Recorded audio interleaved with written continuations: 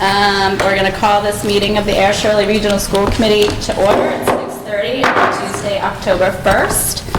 I'm just going to announce that those attending tonight's meeting should be aware that the meeting is being audio and video recorded by APAC and ASRSD.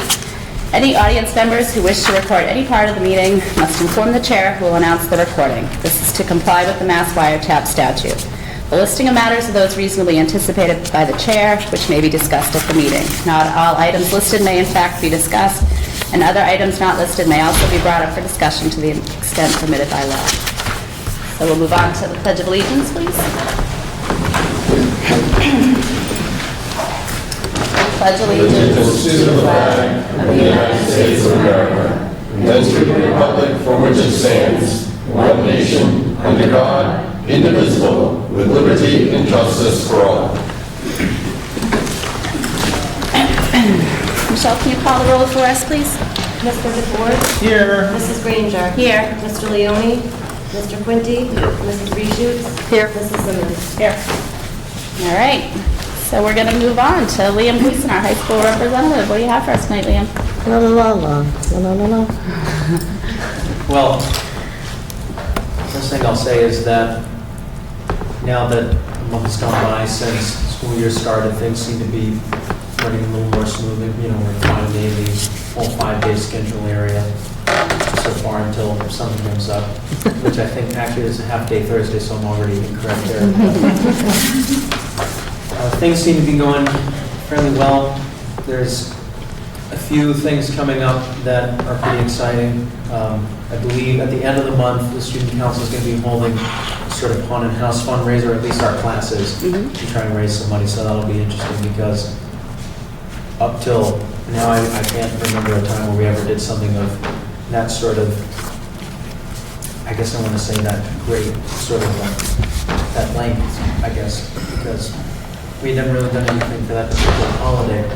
So that's going to be great to see how that pans out. And I think sports seem to be doing pretty well. I mean, my own cross-country team, well, not my cross-country team, I'm on. It's your cross-country.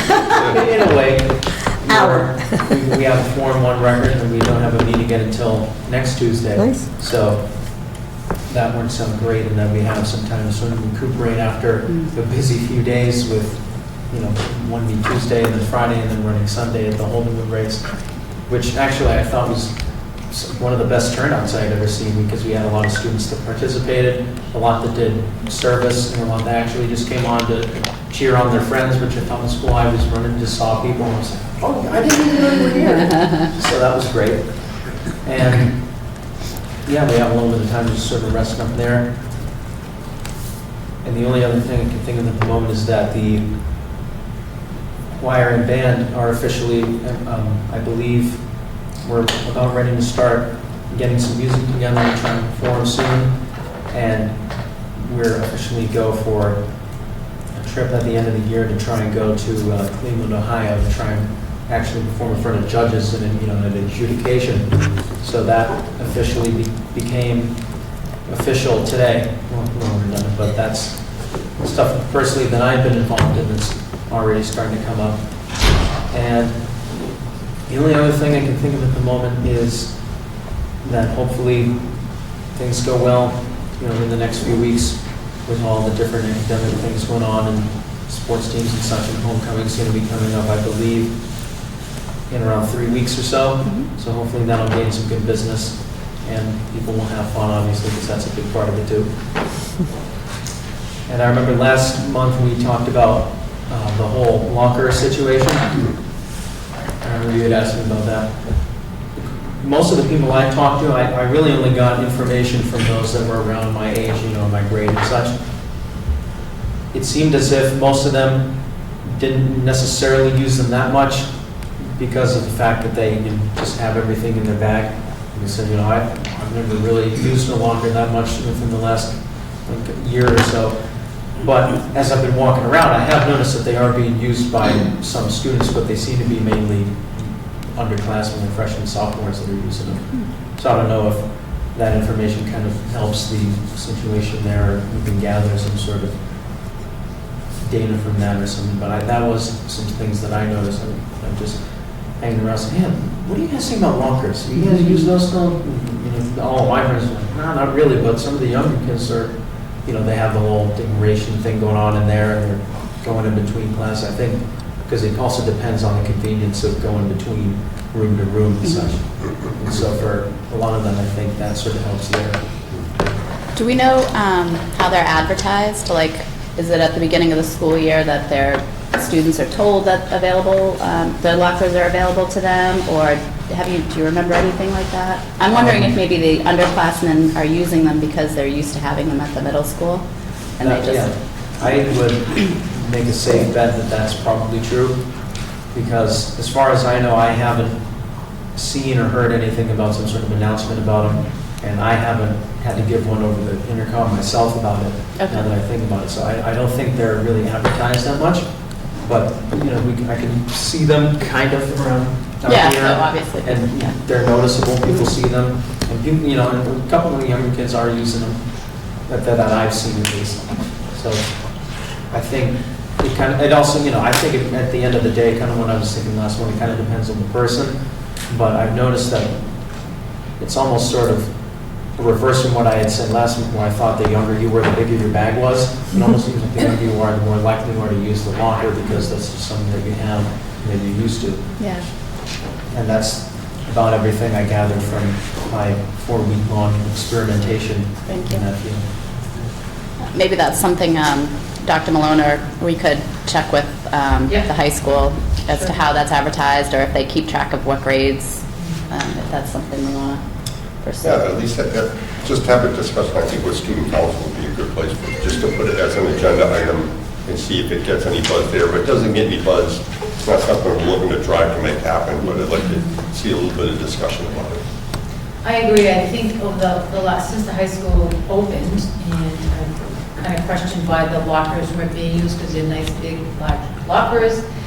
And I just wonder, and I would certainly bring up the current administration, but I wonder that the culture prior where the high school wasn't in good shape, the students got used to carrying their own things and, you know, in their bags, and so it just carried on, and the culture just moved forward. So, but certainly I'll ask the administration about maybe surveying kids and asking the kids if they would be interested in using them if they became more available, and could kids get locks and protect their things and so on and so forth. So, sure. I think from when I was younger, I can remember you had to sort of have that on your own mind at the, you know, at the time, and sort of take the initiative of trying to find and sort of seek somebody out, maybe someone on the staff somewhere, saying, hey, do you have a lock for this locker that I can use? And then if it was available, they provide it for you, but that's about all I can fathom from my memory about trying to use them, because I didn't really use them myself, which, you know, I probably could have and should have, but, you know, that's all in the past now, but that's all I can. That's just another piece of information that I thought might help potentially. Yeah. It might be something that's flexible too, where, you know, use of lockers, like how convenient is it? And your schedule changes from semester to semester, so it might be, you know, like, hey, you know what? If I had a locker here, this would be really convenient. You know, the next semester it might be like, I can't even get to use that locker because my classes would go. But I think student council could knock it around and see if it has any traction or not. Sure. I think that's something that we haven't really talked about before, that maybe if it was brought up at one of the meetings or something, that they probably would be interested in that, because it would get their ears going, oh, I didn't even think about that. That's not something we talk about. Let's talk about all the different events that are going on in the school and how to prepare for those. But that's sort of a daily thing that doesn't really, you know, kind of gets looked over. Right. So, I mean, I really have no jurisdiction over how those meetings are run, but if if anyone wants to talk to somebody, or I can even try and see, but if that were to get on the agenda, I feel like that would be something that would be taken seriously. Good. Anyone have any questions for Liam? Anybody else? Is there, Go ahead, sorry. is there any buzz on the MCAS retest?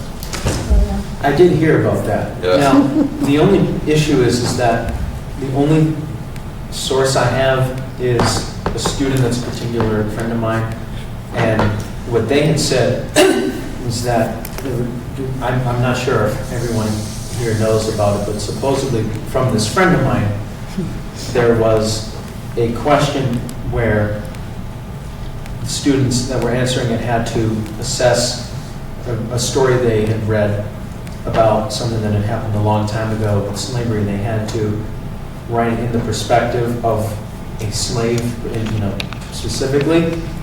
And what I got from this student wasn't entirely clear, but it seemed as if the possibility was that either the students sort of that were taking it didn't really appreciate the question because they found it sort of discriminatory or racist, or that the people that were grading them afterwards sort of realized that later, and those answers weren't scored.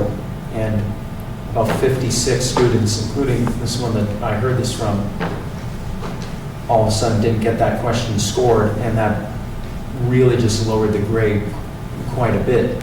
And so now they're having to redo the whole entire test because of one question that was sort of seemed racially motivated, unfortunately, of all the things that could have caused a problem. And because of that one question, now they're having to try and redo all of this their senior year so that they can graduate. And that seems kind of, I'm not really sure because I didn't take the test, but that if that were to be true, then it would seem kind of unfortunate that there would be that sort of issue there. And a lot of the students that I've heard, well, this one student said that themselves and others are obviously not very pleased with having to do it all over again because they've got other tests they need to start taking and things they want to start looking at and focusing on and making their priority. And now this one has come up again, and so it's just sort of adding to all the different things that they need to start working on. And it's just kind of causing burden. I didn't realize it was seniors too. I thought it was just. Oh, I'm sorry. Just grade 10 students. Yeah, That's I had That's right. spoken on that if I had said that. Yeah, but it was definitely no, that's- culturally insensitive. Yeah, it was And I last think year's it, students, yeah. I think it was scored, but people. No, it wasn't validated from the Okay, scoring. but Didn't just count the against writing. the students, but what the state felt that students that may have read the question, that because it may have impacted them and upset them because of the question, to put yourself in the perspective of a slave and use some words, slang words, that it may impact the rest of their performance on their test. So that's why they're giving students an opportunity to retake the test because they feel that it may impact their ability to get the Abigail Scholarship. And so it's the top 25% of the students and some other things. We're going to talk about it a little bit on in the superintendent's comments, but so that's where it stands. So students have that option if they want to improve their standing in being eligible for the scholarship, being in the top 25% of the class. Yeah, So that's they the give them part that I didn't opportunity. get, is that Yeah, no, that's it's okay, because you would, Yeah, yeah, the it's students, it's hard for students to understand it. They, Yeah. I know the administration brought the students down on Monday and gave them a PowerPoint presentation, but it's a lot to understand. Right. And a Blackboard notice was sent home to parents informing them. And I'm going to announce it tonight too, that, for parents and students to remember that they decide to take the retest to notify the administration at the high school by Friday. And of course, if they have any questions or need clarification, to call the high school administration. I think Dr. Meyer's email was given out to respond, so. Oh, that's good, because the things that I have been hearing from around my peers is that this was something that everyone was going to have to do. But it sounds like what you're saying is that because the grading system worked in that they thought that the students were going to be affected the rest of the way after that question, that they have the ability, and it's not mandatory to do that, but it's kind of highly encouraged just in case things were going on in their minds after being affected in whatever way by that question. Am I correct in Yeah. that? Okay. That's exactly- Just this past 10th grade. Yes. Yeah, last year's sophomores, I keep saying the wrong thing. Yeah, class of 2021.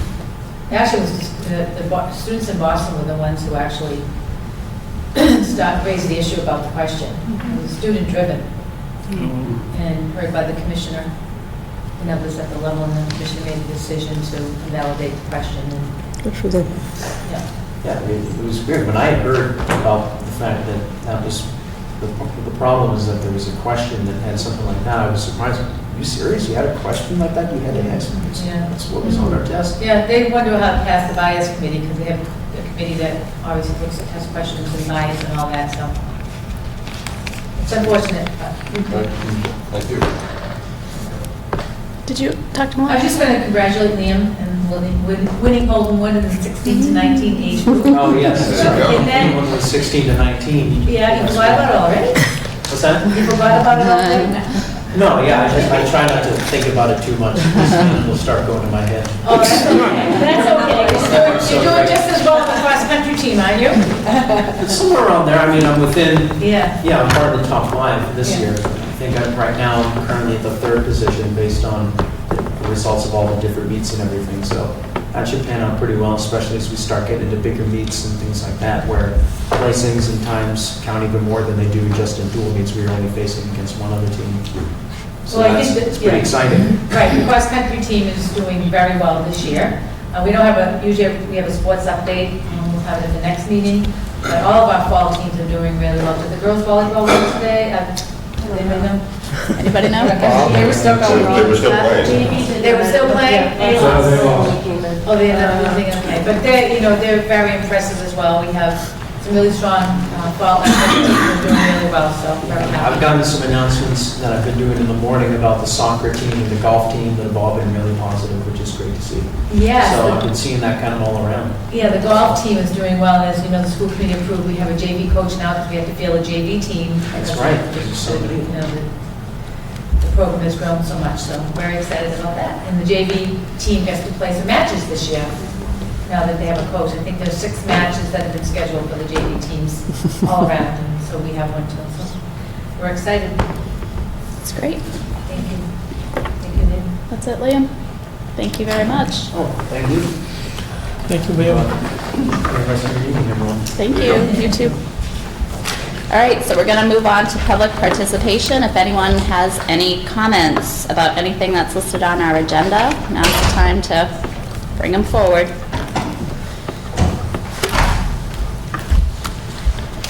We actually have some public and no comments.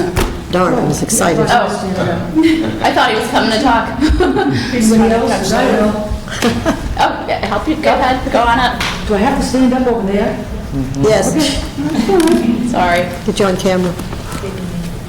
Can you just state your name and all those? My name? Your name. Brenda Gleason. Where you from? Air, parent of that kid. I know we're going to talk about the fields, and I know that's deep down on the agenda. I would like to ask the school committee to look at the voting as a combined vote. I've worked in a regional school district prior to, where I work now, and we had the vote to do this project for the fields, and a combined vote, it would be going forward, and that's what we should do. I don't understand why my vote as an air voter is basically less than someone in Shirley. That's the way it's working out. So I don't know if we should do, I'm asking you to do another vote or look at the first one that we had that passed, that had us then to move forward, because we passed the project. We've also had given Shirley the opportunity twice, at least, to fund this debt exclusion, move forward and let them figure it out on their own, because they're really good with numbers. And I don't want to get into picking on people or saying anything negative, even though it's very upsetting and I'm very emotional about it. But I know that we can do that. That is a provision. We're a regional agreement. We're one district where everybody's vote should equal as one vote. I want my vote to be equal to everybody's. So I have nothing else to say. Thank you. Thanks, Brenda. Thank you. Anyone else?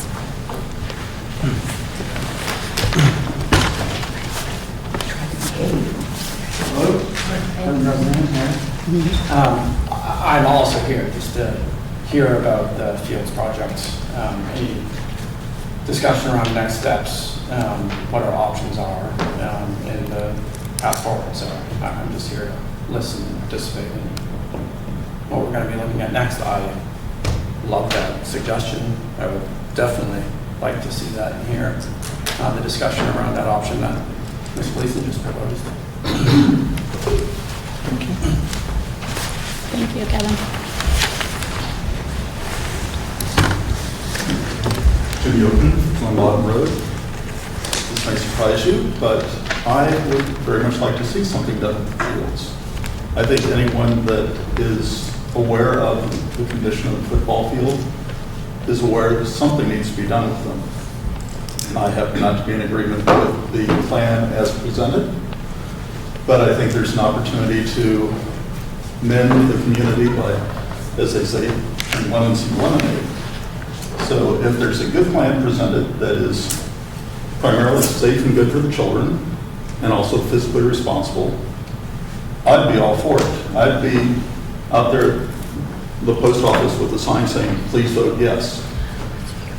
I think there's some opportunities that haven't been taken advantage of. I spoke today with a world-class landscape architect who works for the National Park Service as the landscape architect by the name of Jim Speck, who has recently moved to just actually a few blocks from here.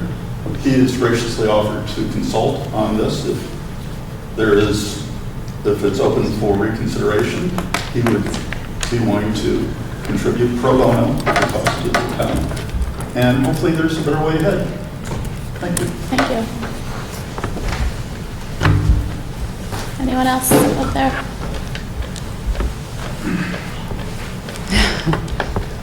We want to move it up on the agenda and make it now, since we have people here. Question mark? Beth Wendy, Shirley. I guess I just want to say mostly for the people listening, that I continue to think it's urgent and it's necessary. And from here, I think you guys have the task of reinventing, I don't know what, finding a new way to work with the town and key community members and whatever happens moving forward. I just think that I want everybody to know that I still have full confidence in this board and the school administration, and I believe it still can be done, and I urge it to be on everybody's agenda.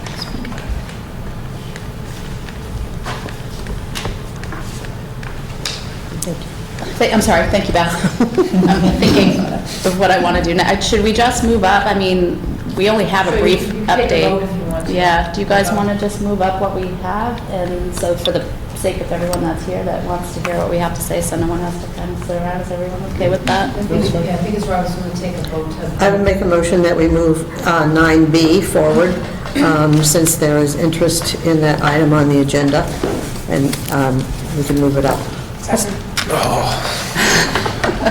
Jonathan, you're slow. Jonathan, do you have something else you want to say, or were you trying to get in a second? I was trying to get a second. Okay, so moved and seconded. All those in favor, please say aye. Aye. Okay, so we're all aware our vote did not pass by 12 votes. I wake up in the middle of the night with this number, I should know it by heart, but 12 votes on Saturday, September 28th. I think I speak for most of us, or if not all of us, that it's a disappointing result. But we all know that our fields are in a state that they can't be left in, so this is not over. I think we are aware of some citizens of Shirley that are putting forth a recount petition, which I think, given the closeness of the vote, should happen, and we're going to monitor that and make sure that that does take place. So, at this point, it's looking like this project, was a negative vote, but we don't know what will happen when the votes are recounted. So we're going to let that process play out, and we're going to start researching how we prioritize what happens next, and where we go from here. So, do you have anything more to add, Dr. Malone, or anyone on the board? It's all so fresh for us right now. We really haven't had a chance to kind of talk about what we're going to do next, but rest assured something is happening next. I can guarantee you that. So I guess that's all I have to say on it. If there's any other comments. No, I think, like you said, it's prioritizing. Right, we have a list of needs. They just have a cost. Figuring out which ones we can slide in where and how we can slide them in. That's about it. So, unfortunately, I know it's not the greatest update tonight, but That's what, we just have to sort of have some time to work through it and come up with something. This was, It would seem like that we were going to be doing some Band-Aids here, which will not negate doing something a lot more than that in the near future, but because of the time frames that you need on things, certainly we need to see what we can do to stitch stuff together. This is not going to go away. It can't go away. You're dealing with 50-year-old fields, and this is all reducing everybody's property values if this is not done. And I don't think people stepped back and saw that. I think there was a lot of negative stuff that was unnecessary and unfortunate, and I think we just have to keep going with it. I don't know what Brenda's comment. I'm not sure that our agreement doesn't negate that. I'm not sure that that's a possibility unless you rewrite it, the whole agreement, because that's the way it was drawn up in 2010 and agreed to. So that would be a huge step, but I don't want to, I'm just we going have to to keep going here. clarify that, so when we did this vote, we added a provision that each town was going to fund the project. I think that's what Brenda's referring to. Had that not been a piece of our vote, had we not added that provision, the project would have been moving forward last October. So I think that's what Brenda's talking about, just to clarify. So. Yeah. Okay. Anyone else? Any comments? I know you guys are all passionate about the fields, as we are, and I apologize that we don't have something more tonight. Again, this just happened. We did not have a plan C. We were hoping that this would pass on Saturday, so we just need to take some time to figure out what's next and how we're going to get there. I'll add, if I may, Madam Chair, that in my superintendent's comments, the lower field, Coach M is here. The lower field was completed today, and there's a picture of it in the superintendent's comments. So we have one piece of the pie. As you know, when we talked about the reduced scope project, that whole component where we were going to move the softball field down to the lower field and complete all of that work was very costly. So when we looked at the reduced scope plan and we prioritized, we took that whole piece out, and the decision was made to put forth a plan that renovated the existing footprint, which, as everyone knows, in any kind of construction or it's the most cost-effective and cost-efficient way to renovate and to have the outcome of improved and better quality fields for our students and all of our athletes. I will say the athletic program has been growing. I've been starting my 6th year here. The athletic program, in spite of, that we can't field teams, we can. They're growing. Our performing arts programs are growing.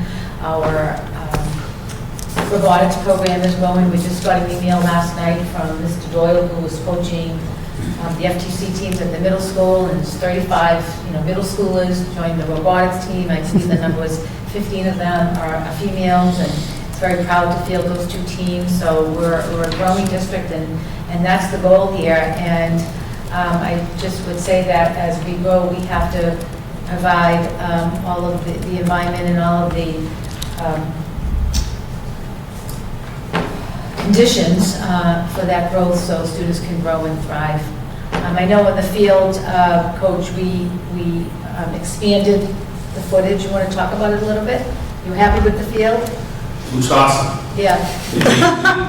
They corrected a few different issues with it. Yeah. It is now a quality, safe field for PE classes, for the football team to be able to use next year, as we're postage stamped onto the outfield of the softball right now with 2 different, both the sub-varsity and the varsity. But Mr. Kendall has been great, because there's certain days when we need to get on the game field, we can get on it, and just working around all the different sports. But giving that a year off and getting that in the type of safe condition, to give people an idea just how much of an issue there was to it. Over the course of 160 feet, they had to bring the grade up 40 inches. That's how much of a drop-off that there was over 53 and a third yards. So that took some time, but it looks awesome. And so again, that's, rather than moving the softball field down and creating another field in the softball field and then bringing another field up, we pulled all of those pieces out of the project to, again, emphasize, to provide a plan that renovated the existing footprint. And I don't know if people really realize the dire conditions that the fields are in. And I will just say, as a superintendent and advocating for the students, I cannot thank the coaches and the students enough because they persevere and they deal with what they have to deal with. And it's less than ideal conditions, and it's not fair, and it's been long overdue. It started in 2012. So, those would be my comments, and I'm glad that the football practice field, load field, because it will be used by other, not just the football practice team, but other practice teams and the phys ed classes, because the phys ed classes use the fields a lot as well. So, thank you. All right. Somebody's Oh, Brenda? Can I ask a question? Sure, go ahead. Is there, when you are going to start talking about what to do next, is there a current fields committee, or is that just being done with administration and the school committee now? So what happened was the Fields Committee that did the initial plan, after the first vote failed, it was then taken on by some school administration to pare it down, to look at it and see what, in the view of the administration, which was Steve Kendall and Dr. Malone and Bill, Bob Briggs, Bill Plunkett. And Mark Wetzel, the superintendent. Mark Wenzel, the superintendent of the Department of Public Works. So they looked at the plan that the Fields Committee came up with and pared it down. So that's been the group that's worked on it at this point. So moving forward.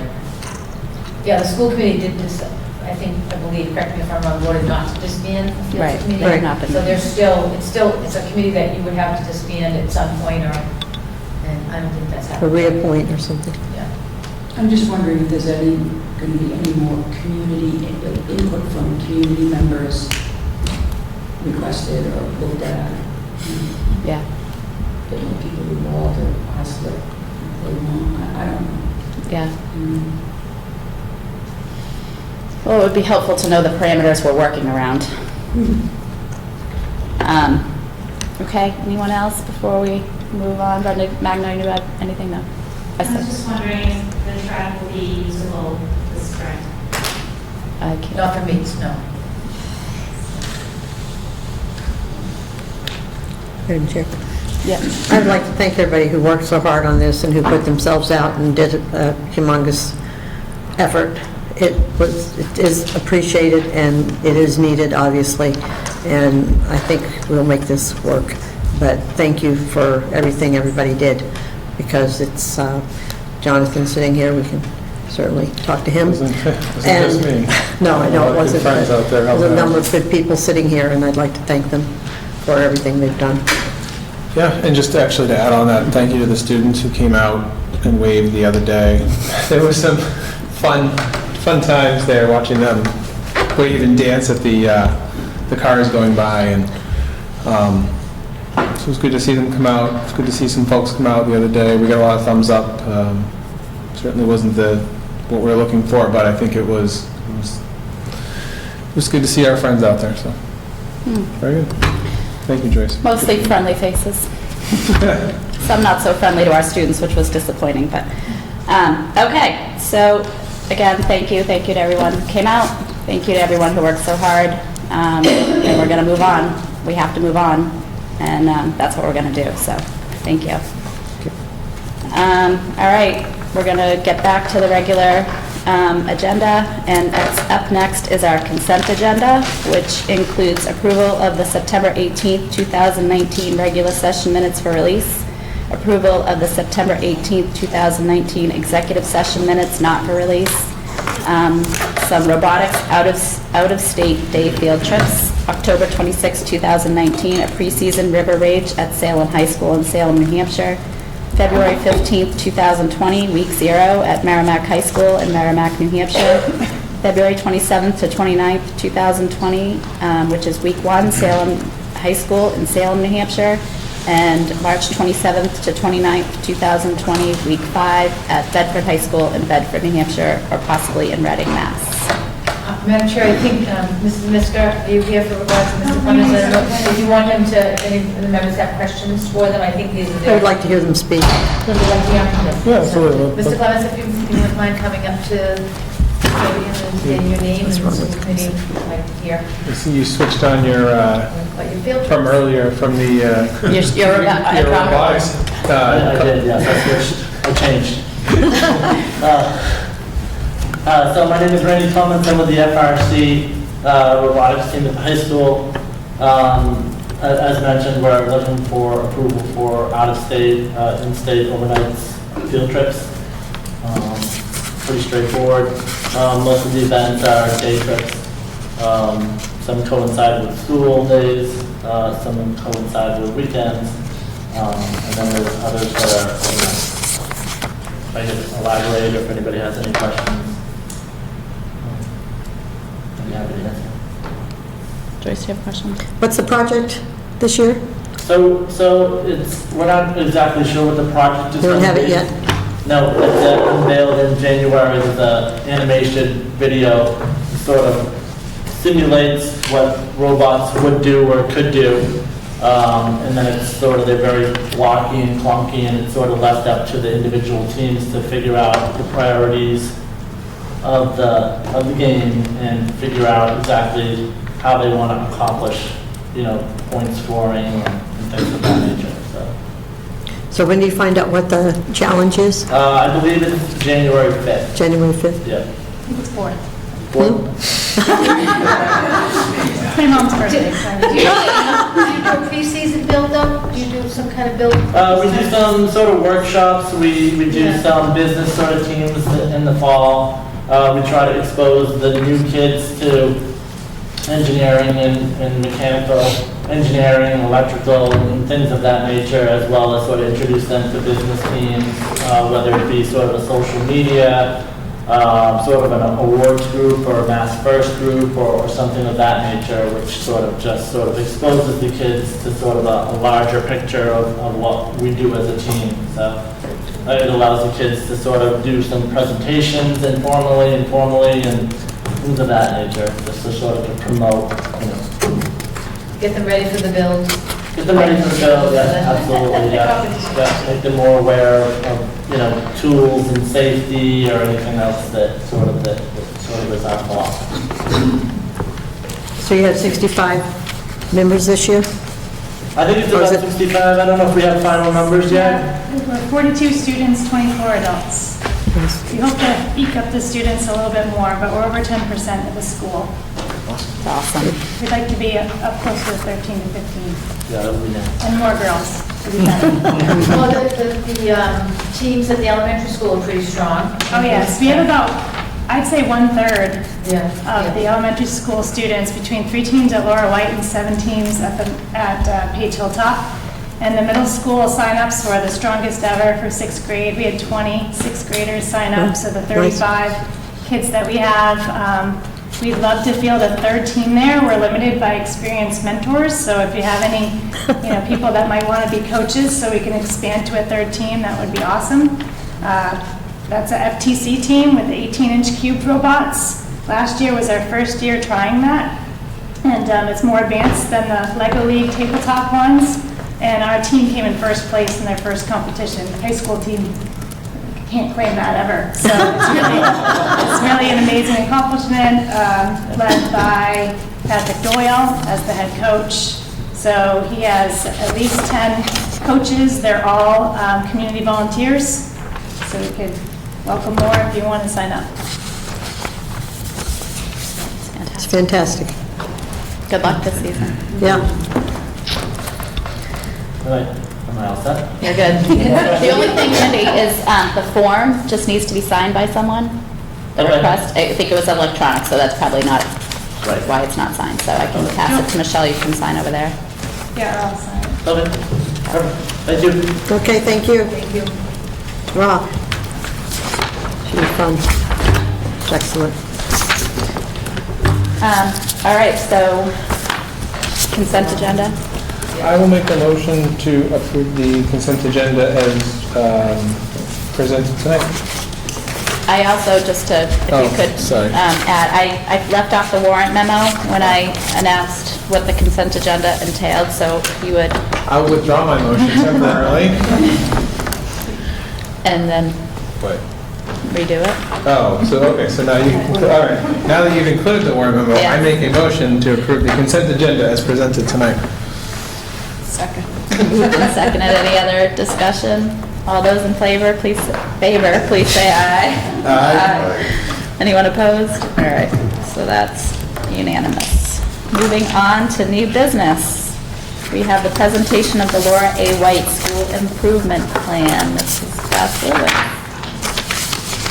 So we want to welcome Mrs. Lewis and her assistant principal, Mrs. Kathy Koch, and they're here to present the school improvement plan for the 2019-20 school year.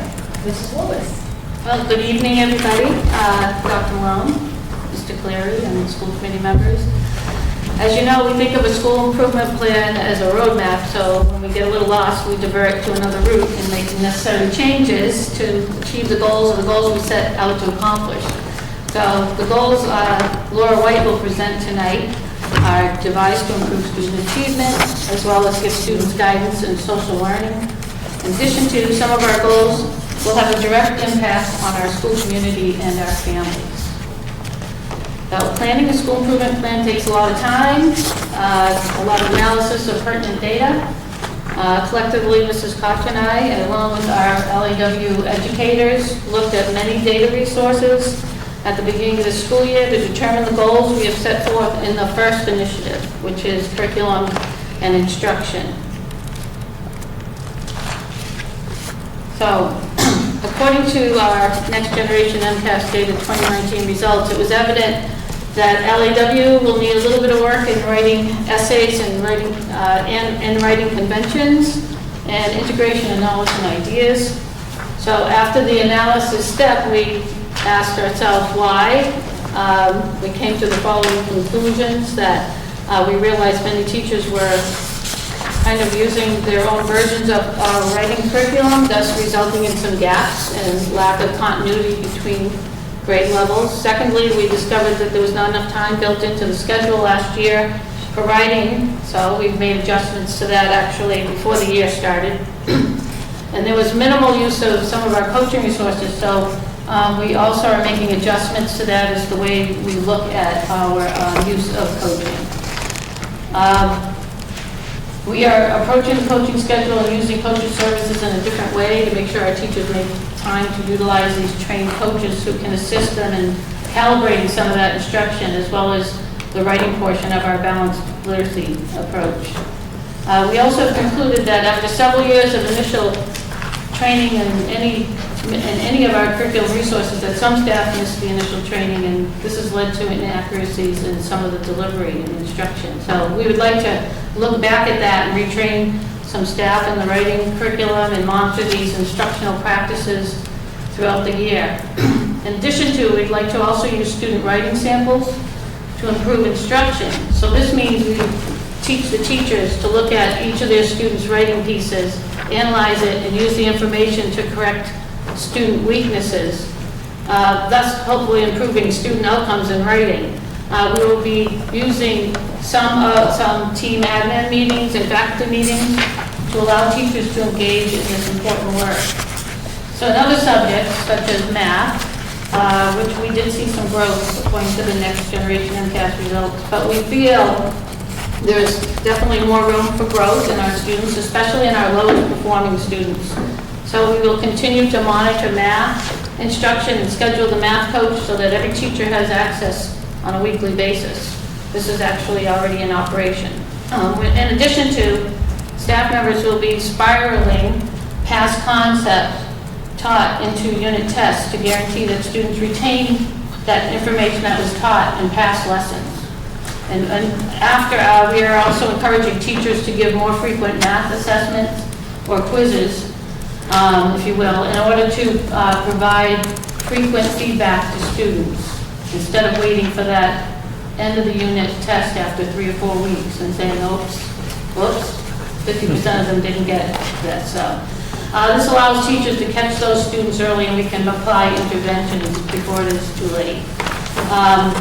Furthermore, we want to make sure our students with disabilities are being monitored, as well as our marginalized students, or those students who are just on that cusp of falling below grade level in both math and reading. So we will therefore be implementing a progress monitoring process where students use the computer-based testing monthly rather than just 3 times a year. Again, this will give us feedback from those assessments, and we can use them as an intervention resource in a timely fashion, not after the fact.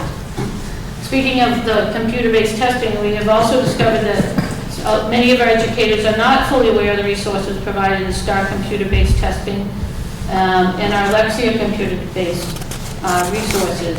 And Mr. Cleary also, we've had this discussion. So in order for staff to fully understand these valuable resources, we will be engaging in some additional training, some informal during our faculty meetings and data benchmark meetings, just to make people aware of what they can use to help students, as well as there'll be some from professional development as well. Finally, we want to make our special educators and general educators find time to collaborate in order to support their mutual students and to provide optimal academic opportunities for these students. We will, again, continue with the literacy, oh, I'm right on mark, look at that. A literacy collaborative to perfect our balanced literacy approach. And Dr. Malone, don't get mad at me, I'm not going to take your fire away, but the proof's in the pudding, right? According to ELA and past data. That's what a superintendent wants. Yes. It's burning, keep I'm going. going to yell it to the rafters. The balanced approach is working because our K-2 teachers, after completing their 3rd year and sending those kids across to the 3rd grade this past year, it really paid off. It was evident looking at that itemization report for 3rd grade that students were getting better at comprehension, fluency, and accuracy while learning to love reading, which is really the important thing. They refer to the state assessment, so she's talking about the performance of the state assessment, 3rd grade.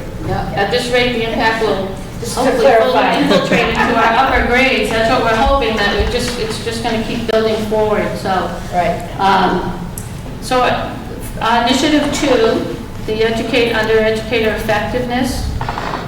That was my big spiel, the first one. So I'm narrowing them down as we go. So, the educator effectiveness, we would like to develop criteria for student effort, quality of work, and high expectations. So outcomes of this criteria will be expected to be evident in every subject, work habit, and social learning skill, as demonstrated by our students during by their daily school experiences. So we'll be working on that throughout the year with the staff about how we look at what are our expectations of students and setting high expectations for what we accept from them through work and their social skills, the way they present themselves in school. Under operations and management, so it determined that LAW needed more practice in the area of safety drills and emergency crisis management. So it's our goal to complete a number of these exercises throughout the year as set forth by the district, and then to collect the feedback and apply improvements based on the feedback, hopefully resulting in a safe learning environment for our students. And Mrs. Koch is actually going to talk briefly about the school culture, but I'm going to finish up with initiatives and she's going to follow me, and then if you have any questions, let me know. So the final initiative is communities and families. We'd like to build relationships with the Shirley community. I am an air girl, but I'm willing to cross the line.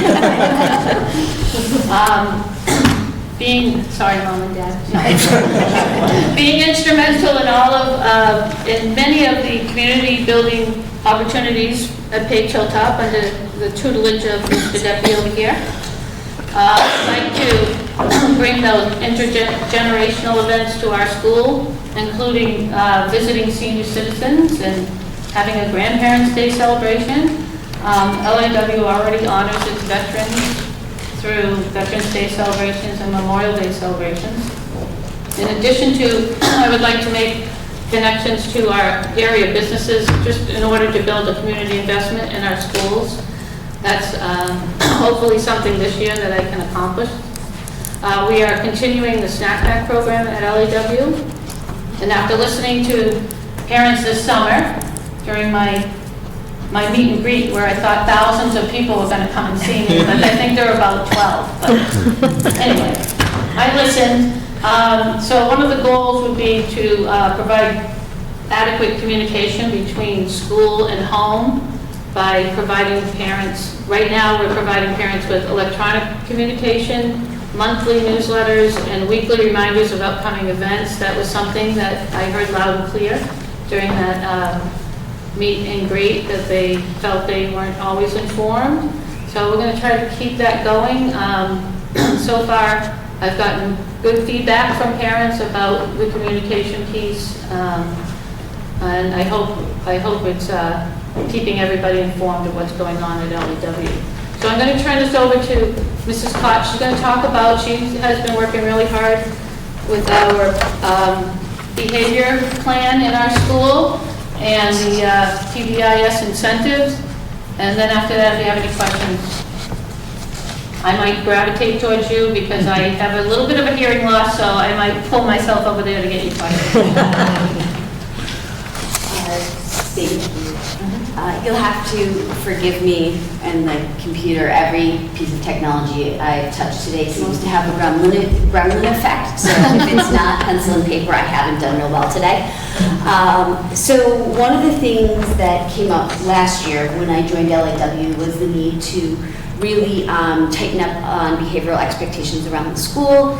And we began that last year with looking at the types of forms we're using for disciplinary referral, working with teachers to put more of that in the classroom. But we also identified that we really just needed to do like a whole school reboot on behavior and behavior expectations. And so I started in February with a PBIS team, and it is now part of the SIP. Thank you very much, because this is very near and dear to my heart.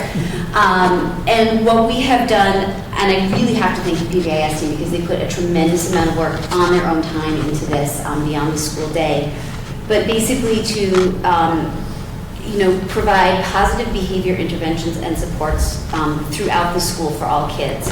So we wanted to launch this year with clear expectations in the classroom, hallways, cafeteria, playground, and bathrooms. We have created matrices of expectations, which if you come around our school are posted everywhere, both in full form and individualized. We train, the PBIS team trained the staff, and then the staff trained the students. During the first 2 weeks of school, we actually did lesson planning around this. We have assemblies to support this. Mrs. Lewis launched with a great behavioral assembly, and we're going to be doing 3 times a year. We're going to be revisiting in a really positive way what we want to have happening in the school. And we've done a lot to really communicate this with staff and students. We're going to be doing, and we've communicated some of this to parents at open house, and we'll be doing more so. And I think that any of you who has a student in our school has probably heard of our Green Pause tickets, which these are all the rage. This is what everybody wants. And because you might, from your homeroom, be drawn for a little plastic bracelet that says possum. It never amazes me what even 5th graders want. And then we have these awesome, so that's on the individual level. And then we also have built in school-wide community building with the PBIS, that an entire class or group can be held responsible for just doing the right thing and for showing the right thing, and so they earn privileges based on that.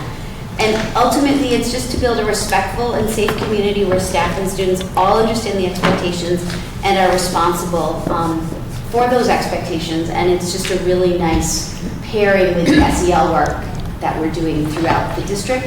And I think we've already seen a major improvement in behavior in the school, which leads to, generally speaking, proof will be in the pudding, but this will help support our learning objectives in a myriad of ways.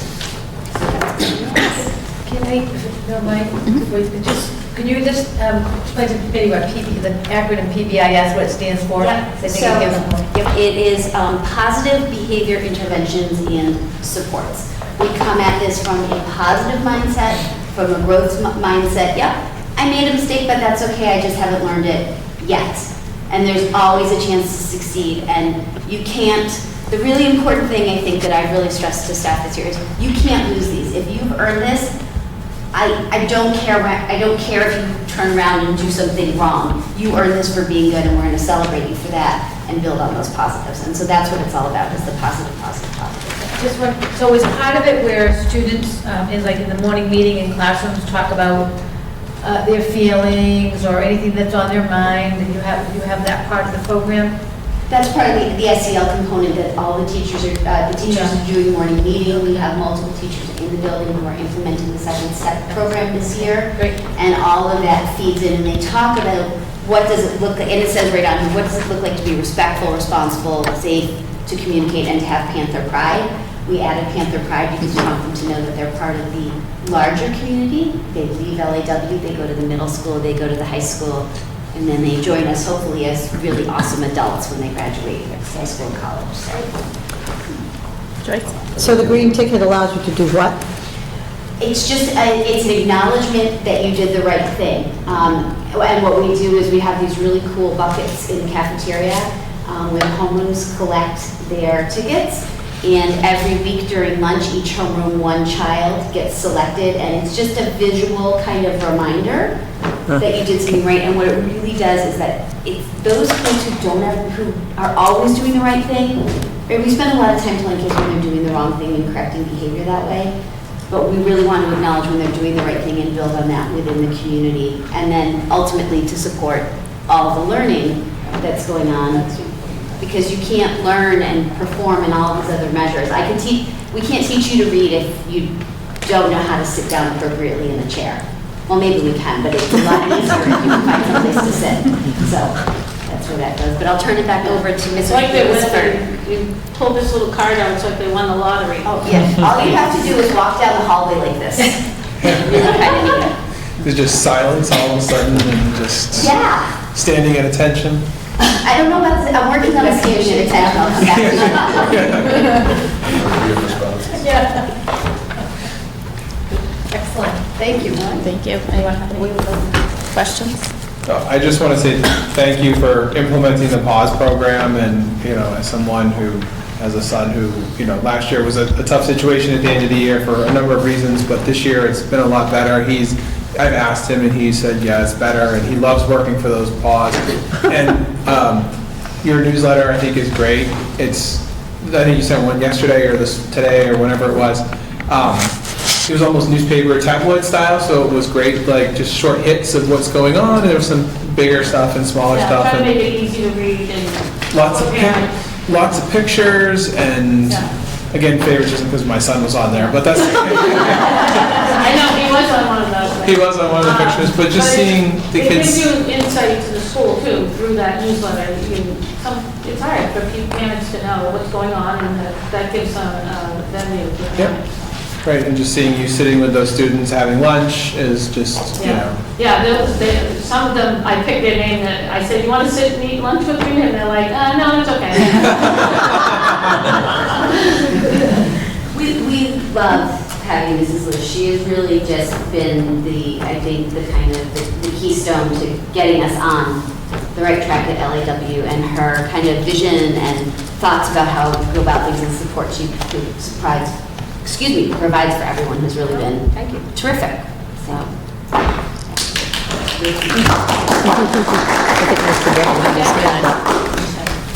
Jim and then I just want to say, Beth, I'm glad I didn't get your sister as a principal, because I sat next to her at the junior varsity softball game, and she was watching your granddaughter and my daughter play, and we were going through a lot of Chucky stories with my mother.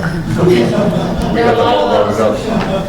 Secondly, I just want to give kudos to Dr. Malone. I mean, we had a lot of the kindergarten, first, second grade teachers have done a lot of work, but I think a great deal of this goes to the footsteps of brilliance that was initiated And that part of it makes reading fun, it gets them engaged. And the earlier you do that, the better off everybody's going to be. So thank you very much for that. Mr. Deputy, go. Not a question, but I just wanted Mrs. Lewis to know that I'm available to come over and play guitar if she needs it. He's dying to sing with me, I'll so. buy that ticket. I've been practicing all summer. I was actually going to ask you how much the guitar has made its way out. Have you been able to? Yep. Yeah? Yeah. Oh, it seems like every... That soothes the savage beast. Whenever there's a problem, I just start singing. And voila. Everybody's happy. Yes, we do miss that, I used to call it a singing. I can make an album. Because you'd walk backwards. Although album. And lead the students with the guitar and, go around all the school and sing all of the. I'll come over and sing for you. All right. Just call her, do it over the phone. Yeah, call her.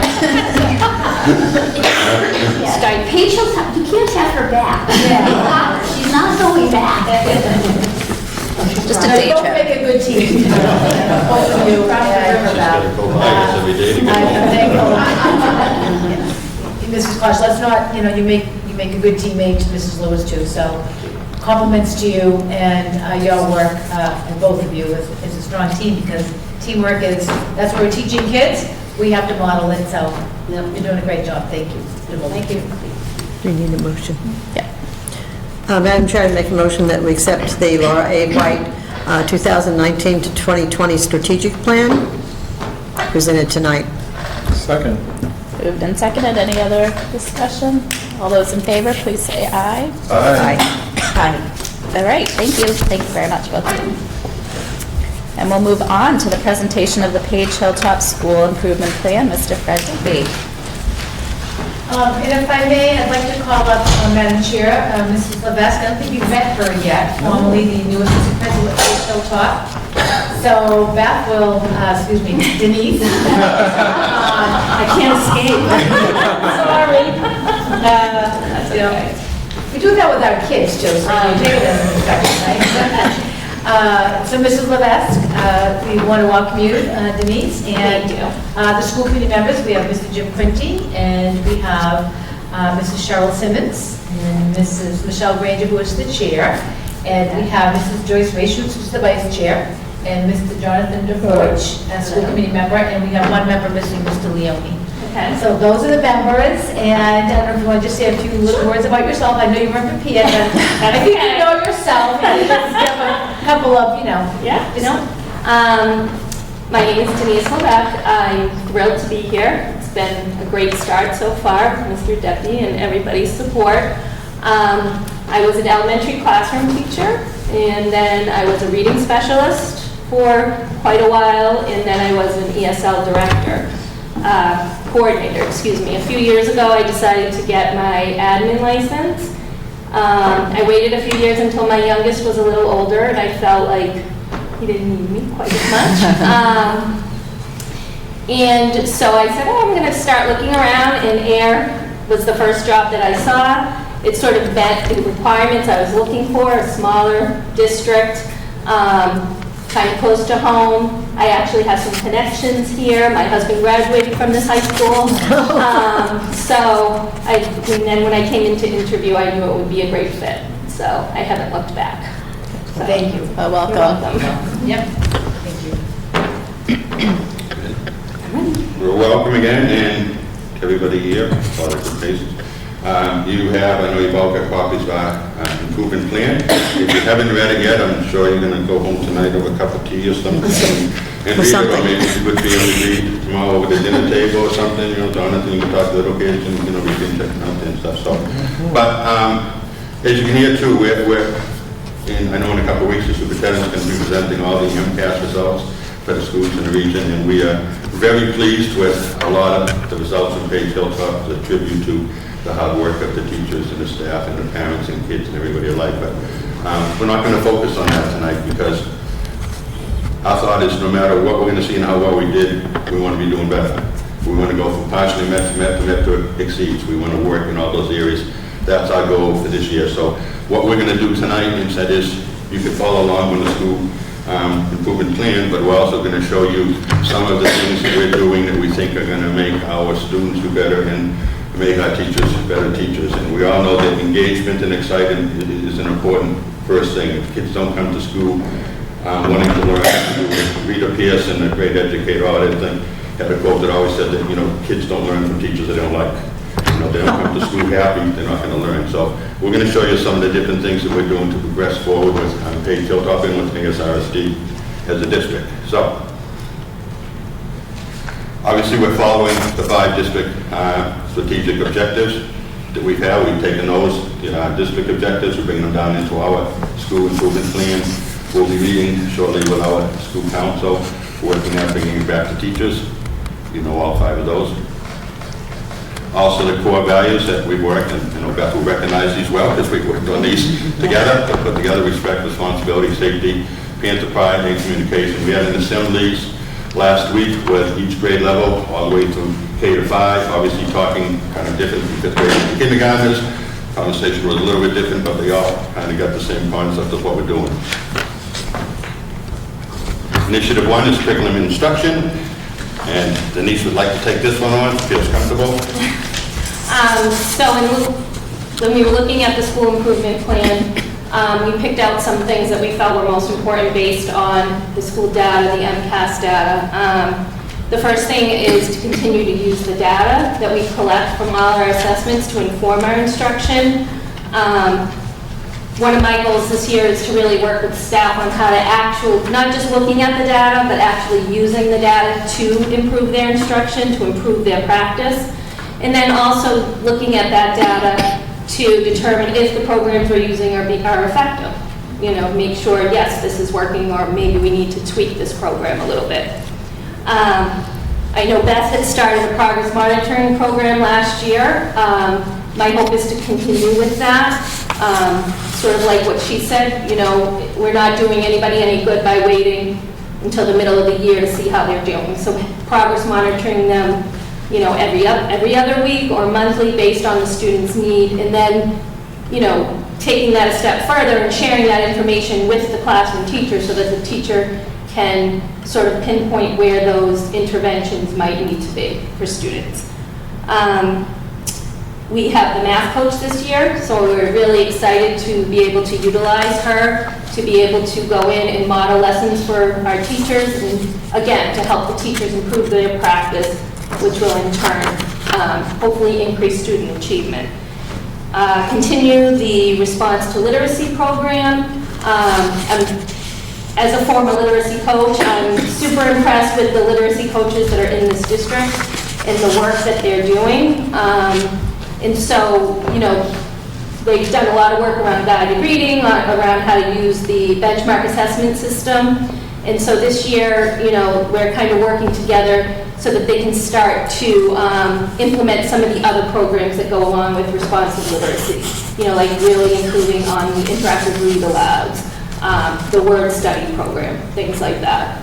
And then finally, Dr. Maloney is going to talk about the MCAS, but science was an area that we need to work on a little bit at Page Hilltop.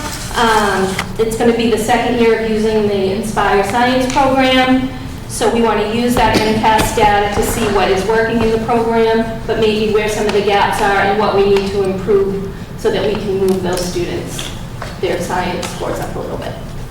So those are the main focus areas for instruction. One of our key points since Dr. Nolan came going on 6 years ago has been increasing the use of technology. And I thank her greatly, and Mr. Cleary's jumped right on board since he came that year, and Super Tech, Mike Tebow.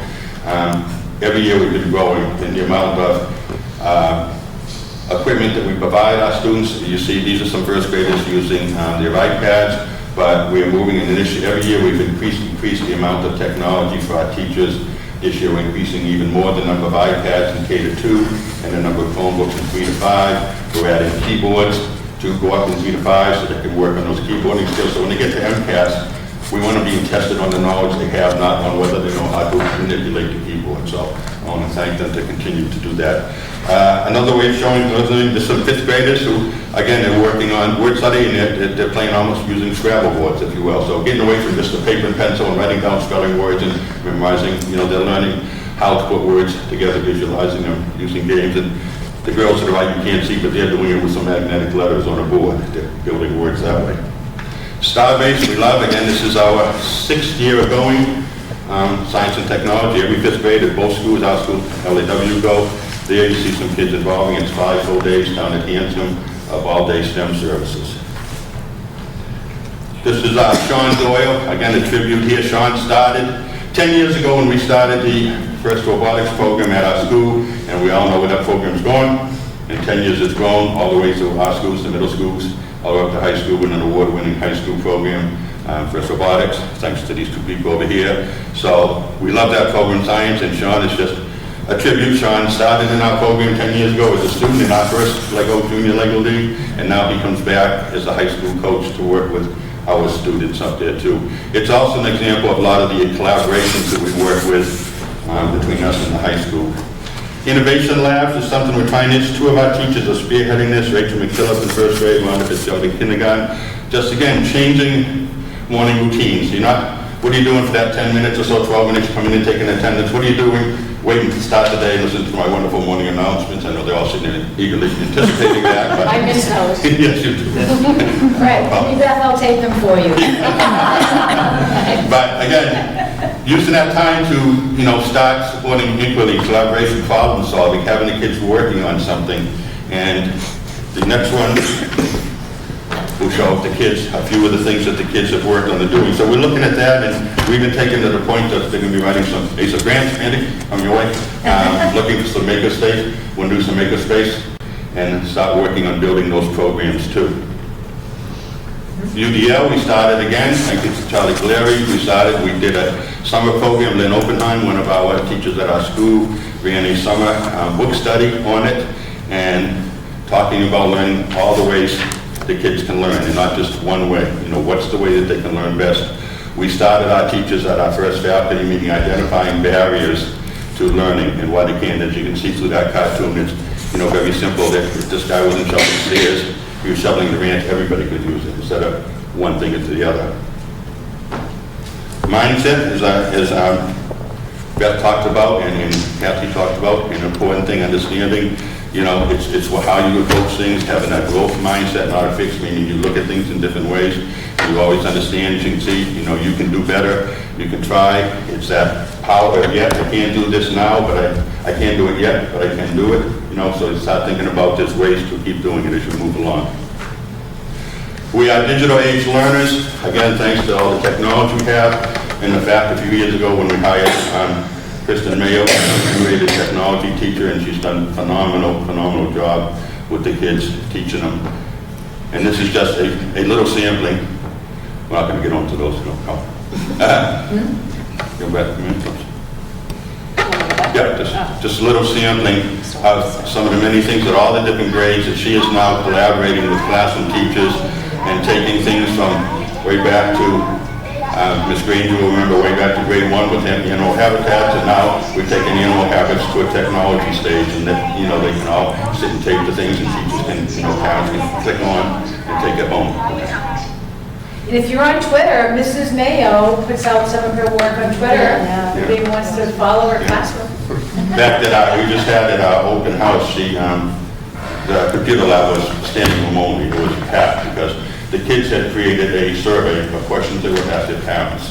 I want to ask you the question. We did look them over all head first to make sure they were appropriate, they were okay. And then the parents had to sit down and not only learn how to use the computer, but had to answer the survey. She will be posting results, and there will be a Boston Globe. And obviously perseverance. We want to teach our kids, going back to that power of thing. Don't give up. No matter what, don't give up. You can do it if you keep working hard. Second initiative, school district culture.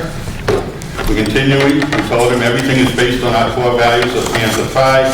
Start pride in yourself, your classroom, your grade, your school, the district, and your community. Take pride in everything you do, who you are, what kind of a person you are, how much work you do. Take pride in everything as you go along.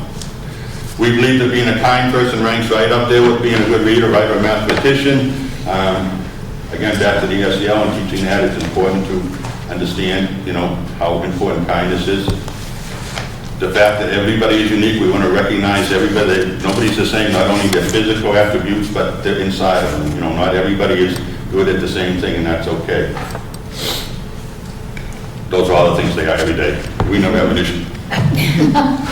And of course, we have a buddy bench that don't know the concept. You know, the buddy bench is, again, teaching them empathy and teaching. It's something if somebody's out at recess and they have no friend and nothing to play with, they sit on the buddy bench. Somebody's supposed to see them, go over, introduce them, welcome them to come play a game, just, you know, teaching kids compassion, kindness, empathy. And had our First Spirit Day. You can figure out which one it was, a Happy Day. Again, it just, you know, having fun in school is important. Again, kids are having fun in school, they want to come to school, they want to learn, but also being able to make those connections with the kids, seeing their teachers and their different kinds of life. And that's some of our third grade staff. Well, we always know who has more fun in Halloween dressing up, especially the teachers. We started also an open house on Mrs. Powley, our teacher. We put up my wish for this year, and it's hard to read. We highlighted a few of those, and thanks to some great high school helpers, we had parents and kids come along and write down what their wish was for the year. You can read a few. Oh, nice. Now, our job now as educators and adults is to make those wishes come true for all those kids. No pressure. Family and Community Partnership.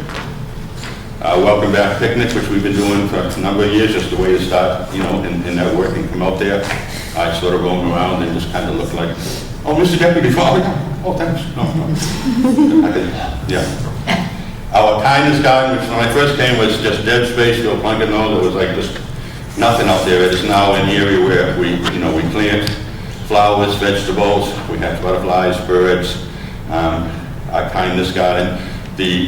One of the families, the Purak family, Dad runs a water irrigation system on this love gardening, and they have 3 children, one who's now at the middle school, and they work with our students on gardening. She started a collaboration with our cafeteria manager where they're growing vegetables to be used in the lunches and putting in there, and it's just a great thing. United Way volunteers, we've been doing that for a number of years. They come in this past couple weeks, so we had about 50 of them, a little over 50 of them, doing 5 different projects. These guys, this group right here, they built 4 cornhole games that are being given to the gym for Mr. O'Brien to add to his phys ed curriculum, so kids can play cornhole, or the teachers who played after school. And that's, again, there's Mrs. Purak with some of the kids outside on the kindness garden. This is now a science center.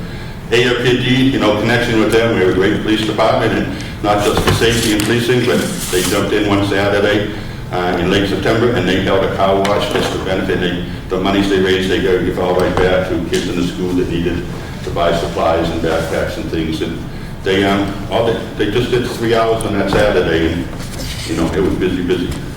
I think they were stopping them out on speed. Get a car wash, get a ticket, either one. And again, going back to what Mrs. Mayo, last year she started a great collaboration with APAC, with Scott over at the high school, and we have an after-school broadcasting club. Those are a couple of our online reporters there, and we're looking to really expand that. It's just been wonderful. He's been fantastic. The kids have been over here, and he taught them everything. Took them into the broadcasting lab and taught them everything. The kids were just thrilled to learn how to do it, put on a whole news program.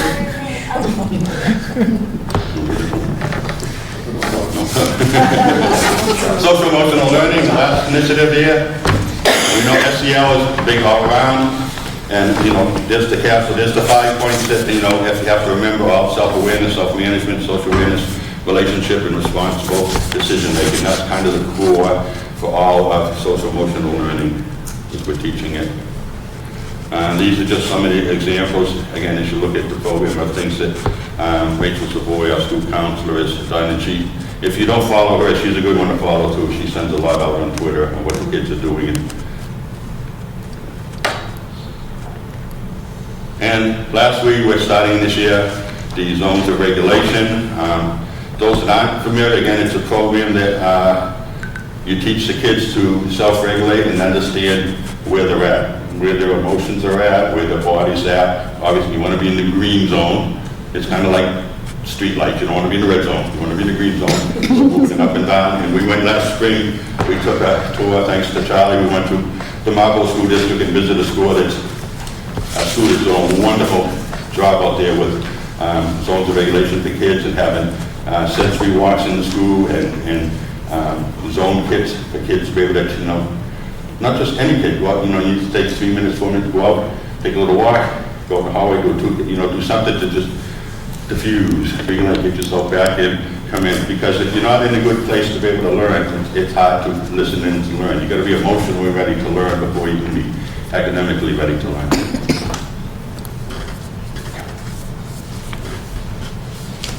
And now Ms. Levesque will take any of your questions.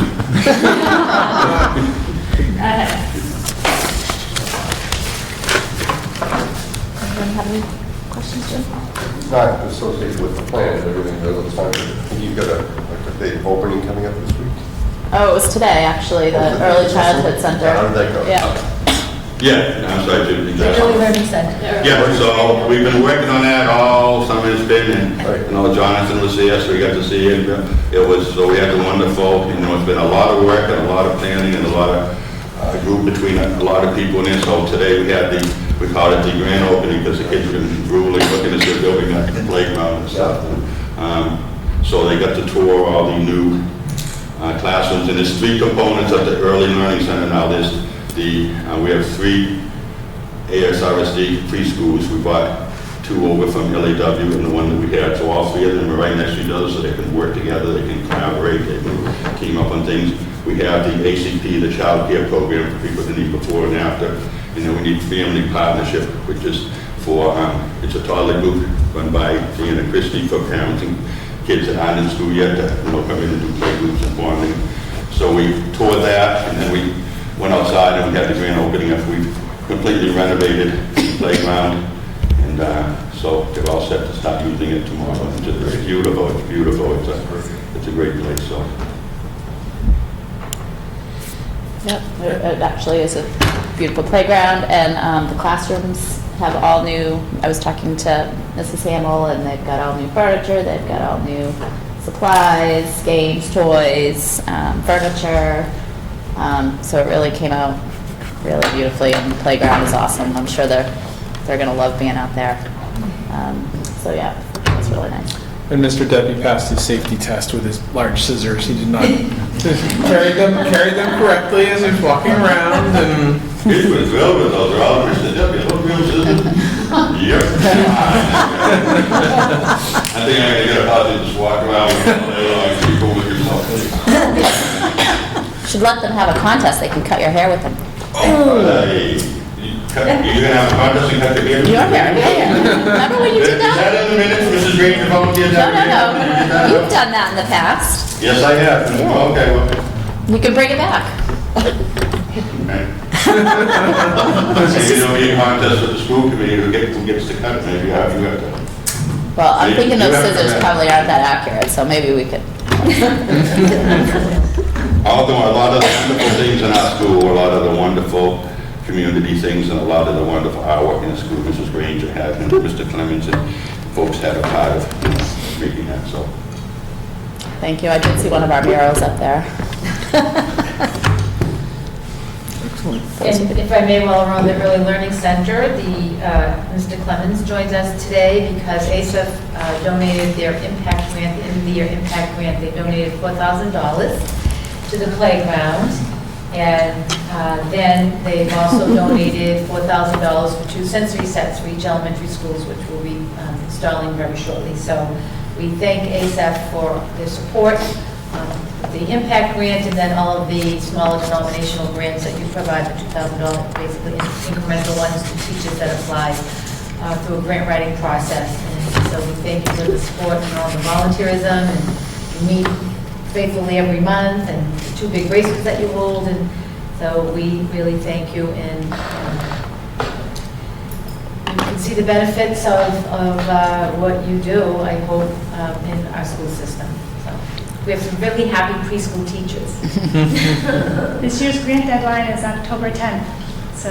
Yep, good reminder. We have a lot coming your way I got already. some right here, Yes, so. It's a lot of work. They're grants. We need grant proposals. Yes. They're grants. ASAP grants.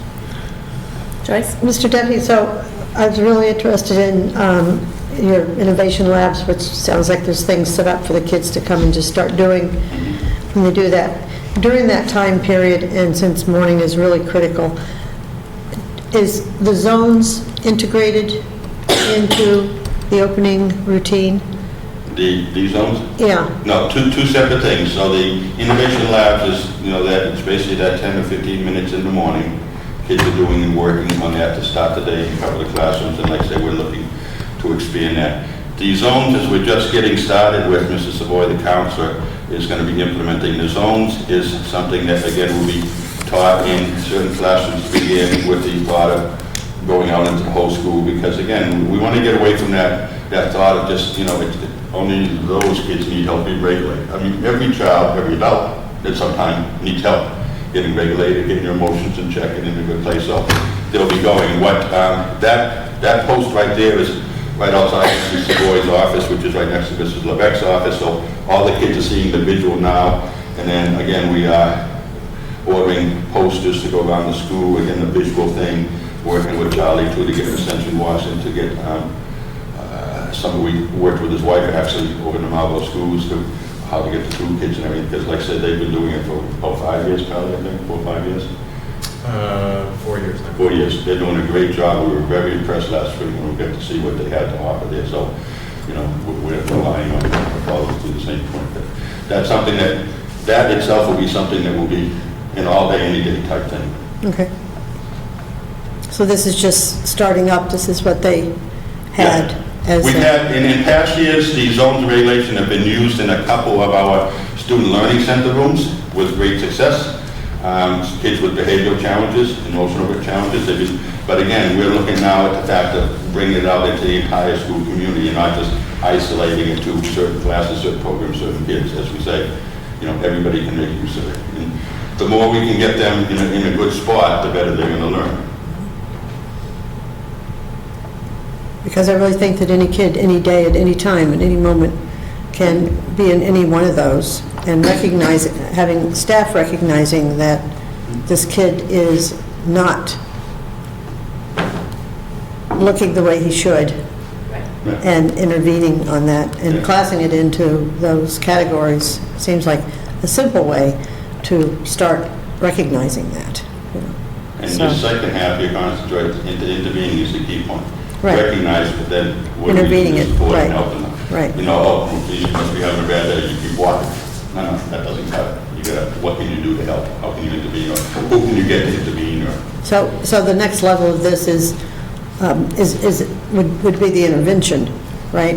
The next level would be the intervention. Yeah, the next level would be somebody intervening, or and again, a lot we're trying to do, be proactive about it. We're not being is responsive all the time, but we're looking ahead. There's kids that, kids that may need check-ins, the kids that may need to, certain kids are going to have, may have cards or something on their desk, and once the kids get to understand it, they're really adept to say, like, I'm yellow right now, okay? And understanding what brought them to yellow and what they need to do to get back down to blue and green. They pick up on it. When we were talking with the high school, we were talking about the fact that a kid has been out sick for 2 or 3 or 4 days or a week or in the hospital for a week and he comes back to school. This may not even be related to the school as to where he was, why he was, and what he might be doing, what he might need now. So this all goes into that. And I think that a lot of times, whether the kid's just been home for whatever reason, and integrating that kid back into school as quickly as possible in a positive way becomes very important. In CPI teachings, they call those precipitating factors. Factors outside the school, they can affect the school inside it. This goes back to day one, and I've said every year I've been here, Beth's going to attest because she's done it every year we've been in this district saying, number one thing starting is getting to know your kids, getting to know them at an intimate, if you will, level, getting to understand them, so to know them, know their family, know their background, know their history, know where they're coming from, so that you can understand that. And I always remember Dr. Malone quoted a few years ago, and I'll never forget it. Just a simple thing such as a child's come out and comes walking in, instead of like, how they walk in the first day. It's not like, oh, where have you been for the last few days? No, it's, geez, we're so glad to see you back here. Glad you're here. We missed you. Right. simple words, but what a difference in the approach to the children, you know, how they feel. One of the goals of having the zones of regulation is also to keep kids in the classroom more, you know, where they can identify what their feelings are, where they're having a hard time, they can let the teacher know that, and then they're not having to be removed and missing out on learning time. So it's really a school-wide program instead of just targeted for those kids that are having trouble, because as you said, any child can be feeling any of those at any day. And if they have a way to let their teacher know that, and the teacher can give them some supports right there, and they don't have to leave the learning environment. Thank you. Anyone else have any questions, Jim? One comment after, for those in listening to your comments on many different subjects, I am so excited about the leadership at both of the elementary schools now. And really, you guys are primed to take off. You're doing great work already, and everything is just looking up. I'm very excited to see how things are going. Every time I drive by where I went the last couple of years, Dr. Bloom's been working hard to get expectations up by maintaining physical plant items. People have to see that we're making an investment over there. That whole outlook is good, and now the administrative teams are spot on. So no concerns, and utmost faith in your ability to do what needs to be done over there. Thank you very much for your work. You do.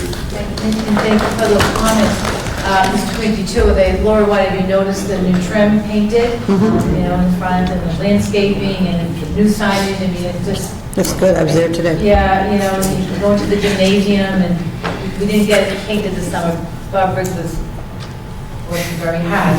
But, you know, we have a new screen and a new stage curtains and just everything. It's just nice. So a lot of good work going on, and it's teamwork and it's support from the school committee to do all these projects. So we thank you. Madam Chair, I make a motion that we approve the Page Hilltop Improvement Plan for 2019-20, presented by the staff. Thank you. Second. Seconded. All those in favor? Aye. All right. Thank you very much. Thank you. Thank you all very much. Thank you very much. Appreciate it.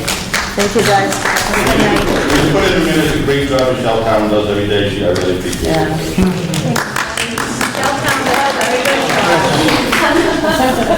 Everyone's getting so much love tonight. She does a good job. All right, item C, presentation of superintendent's draft goals for the 2019-2020 school year. Thank you. So this year, I'm presenting them a little bit differently. Usually I present them with the actions and benchmarks, but I also had said at the last meeting that, you know, if the school committee had any input into any of the goals, that I would take input from you, and I know you have my end of the year progress report. So around educator effectiveness, we still are working on completing, so you have two parts to a district strategic plan. You have the plan, which you approved in June, which you can see all the school improvement plans are aligned to that. But we also have to do the action plan, which supports achievement of those objectives. So we're working on that with the district leadership team and Mr. Clary. The second is under, and so that's under educator effectiveness, family and community partnership, public relations campaign. So one of the things I'm wanting to do, and as Mr. Quinty pointed out, we're getting strong teams in place, local forces, to work on a marketing brochure for our district to present to real estate agencies and such. I went to an ASEF meeting and I asked maybe for parent input, like what would you like to see in some kind of brochure, so that we have it and we can, you know, give it to the real estate agencies and anyone that comes into the community and wants to know more about our schools. Creating a new outreach format, the coffee and conversation, it's been dwindling, and so, you know, I don't know, I'm a believer, I like change, I like to do the refresh button. And so looking at a new way to do it, and today I was sitting with the high school principal and I thought, well, maybe I extend it to be coffee and conversation with one of the principals. And maybe we meet at a different location or go to the school. So we're looking at some more innovative ways to hear from families. Teaching all students, work with the stakeholders. You know, we got that grant, so I'm very interested in creating that space, working with the principal and Mrs. Hamel and Mr. Cleary and Mrs. Misker, I know you got your piece of it, we voted all the robot, the kits and that, so that was one piece of it, but, I mean, I guess involved in all of this at the high school is the flagship school and really working on strengthening the school. You know, the pathways being much more communicative with parents and families about the pathways that we offer, the innovation lab that we have, the early childhood pathways we have. I think that we need to get the good word out about all this high school has to offer and all of the programming that we have. You know, you read some of the students' testimonials and, you know, I'm in NHS and I'm in the concert band and I'm on the marching band and I'm in the, you know, I play soccer or I play basketball. I mean, it's such an opportunity for kids because it's a small high school to develop talents you never would have known you would have had in a big high school because there's so much competition. But here, it's just such an asset, and I really want to work putting out that good word. And district and school culture, conduct a safety assessment of all 4 schools. It's something that actually Chief Murray, through our district monthly team, had asked about it, and I thought, you know, a lot of districts do that, and I think it's important to bring an outside firm in or agency to go around to all the schools and really give us back a report, and they give you a safety assessment report. So I'd like to work on that. District and school culture, working closely with Mr. Plunkett. We've been working on some procedures.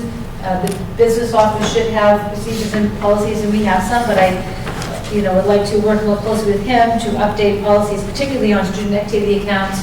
As you know, in the audit that we had, the annual audit, we've had some findings in that area. We did conduct the annual audit this year, and so we're working on that and supporting the administrative assistants in the school, procedures and policies around audits, grants, and then food service, particularly around procurement. And then under the social emotional learning, when you hear from our MCAS presentation, it's mostly all good news. I mean, we really made some strong gains in academics, which is where we wanted to go. I mean, I can give you one example of the middle school. I think I wrote it in the press release I sent you that, you know, they got 96, all students got 96% of possible points out of 100. I mean, it's just a huge gain in a year. But one of the areas was attendance. And so if kids aren't here, then, you know, they're not learning. And so the Department of Education, this indicator of chronic absenteeism is really about pushing it back to the school districts to say, well, how are you engaging students? Because, you know, Joyce, you always talk about, you know, students and their needs and welcoming them and finding out what's going on if they've been absent and so on and so forth, that when students aren't coming to school, there's a problem, and we need to look at that root cause. It's more than just making a phone call home or sending a letter home. How do we interact with parents? And frankly, there are situations where, you know, some kids will say to a parent, I'm not going. I don't like it there, and I'm not going to go. And we're all parents. And if you think about it, if your child really did say to you, I'm not going to do something, what does the parent really do? You know, they need help.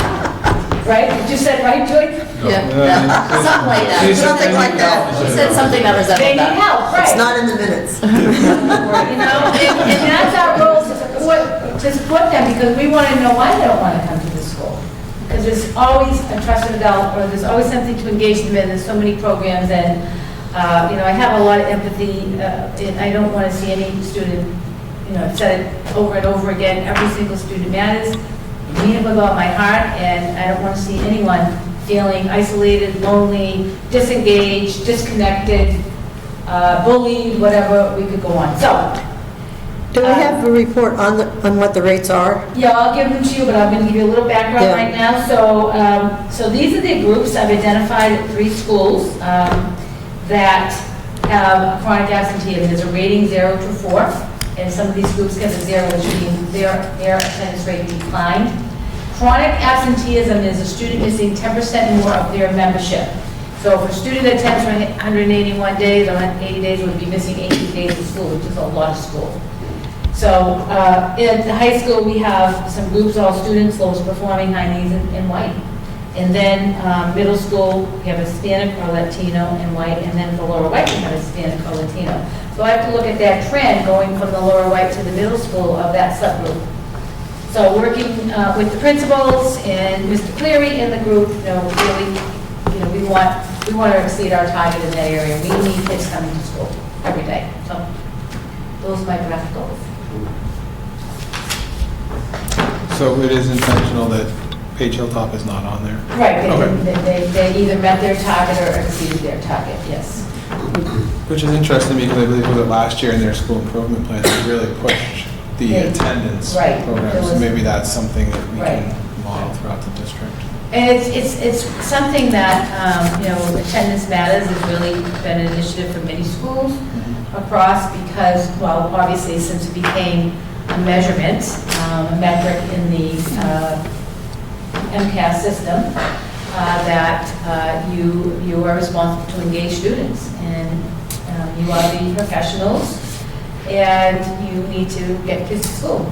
So that's what the thinking is, and I agree with that. So I feel, it's our responsibility, and no one should be left behind. I think the other thing here that comes into this, if we have the kids at schools, then we can work with nutrition and a few other things that we need, basic needs that kids might need that we can help with.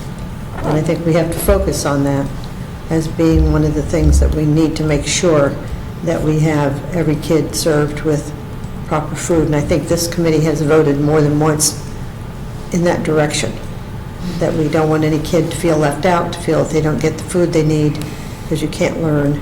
And sometimes the embarrassment of that leads to the absenteeism. So it may be a circle there that is important.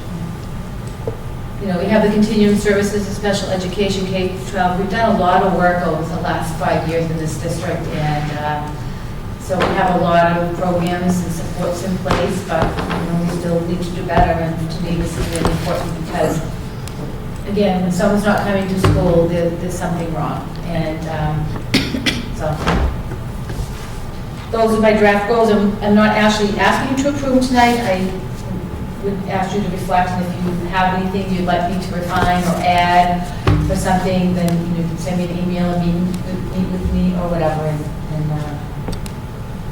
we can approve the next meeting. Does that make sense? Yep. Okay. Sounds good. Excellent. All right, then we'll move on to item D, ratification of superintendent's contract. Mr. DeForge. Sure. So I guess as noted earlier today, Dr. Malone started her 6th year here in the district, and this was scheduled to be her final year of her current contract. So over, just for the public's notice, over the course of the last 2 months, we have been in negotiations with Dr. Malone on a contract extension. Tonight in your packets, you'll find that contract that we'll vote on shortly. The changes have all been reviewed with Attorney Bresnahan from our district council. The contract you have in your packets covers the remainder of this school year and the following 3 years, with a current termination date of, I shouldn't say it that way, but running through June 30th, 2023. And then just sort of on a personal note, it goes without saying our district has continued to move forward under Dr. Malone's leadership, and I thank her for continued efforts to make this district, to steal a term from Pat Kelly, pantherific. I'd also like to thank Dr. Malone and our committee members for their openness to discuss this contract and continue to extend it. So with that, I will make a motion that we approve Dr. Malone's contract as presented in your packets through June 30th, 2023. Second. Moved in second. Any other discussion? All those in favor, please say aye. Aye. Any opposed?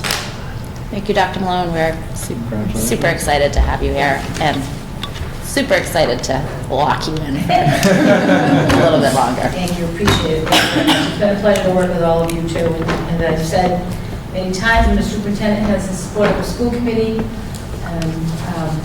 input, it really sustains the superintendent in the school district. So, Thank you. Very much. All right, on that note, we'll let you continue with your superintendent's report. And I'm not going to belabor, under the teaching and learning, the parent, I sent it out yesterday, the weekly update, and parent guidance reports arrived yesterday, so we'll get them processed and mailed out.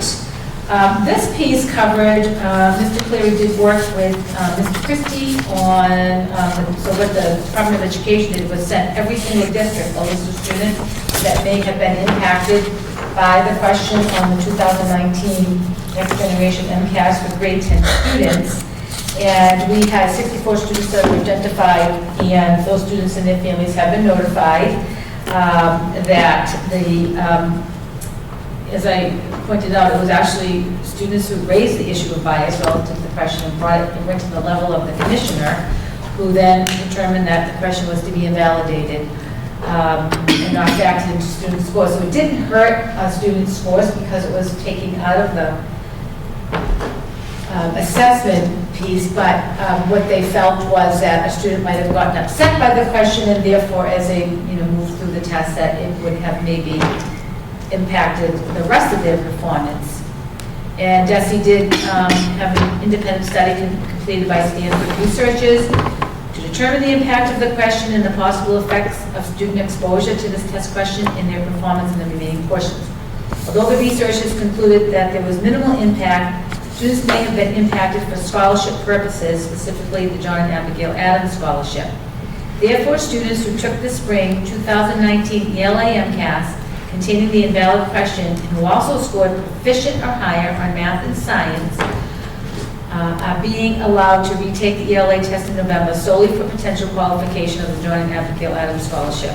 And this information has been communicated, to families via ConnectEd message on Friday, September 27th, and in person to the impacted students early on Monday morning, September 30th. Students must notify the high school administration of their intent to take the retest by Friday, October 4th, and the high school to order this test. I would take, a little bit issue with the not really affecting me because it wasn't scored. I know I had discussions with my daughter Catherine, and given the proficiency that this school has had in literary arts, I mean, that she was really disappointed because that's her strong suit.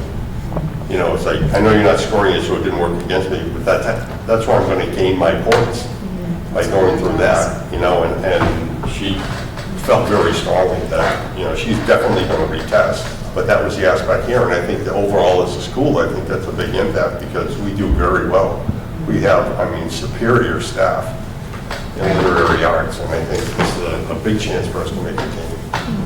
And as Liam pointed out, it is unfortunate the kids have to retake the test because it is a stressful, assessment to take. The November retest is a paper-based test, so they're not taking a computer, which might alleviate some of the stress, maybe for some of the students, but.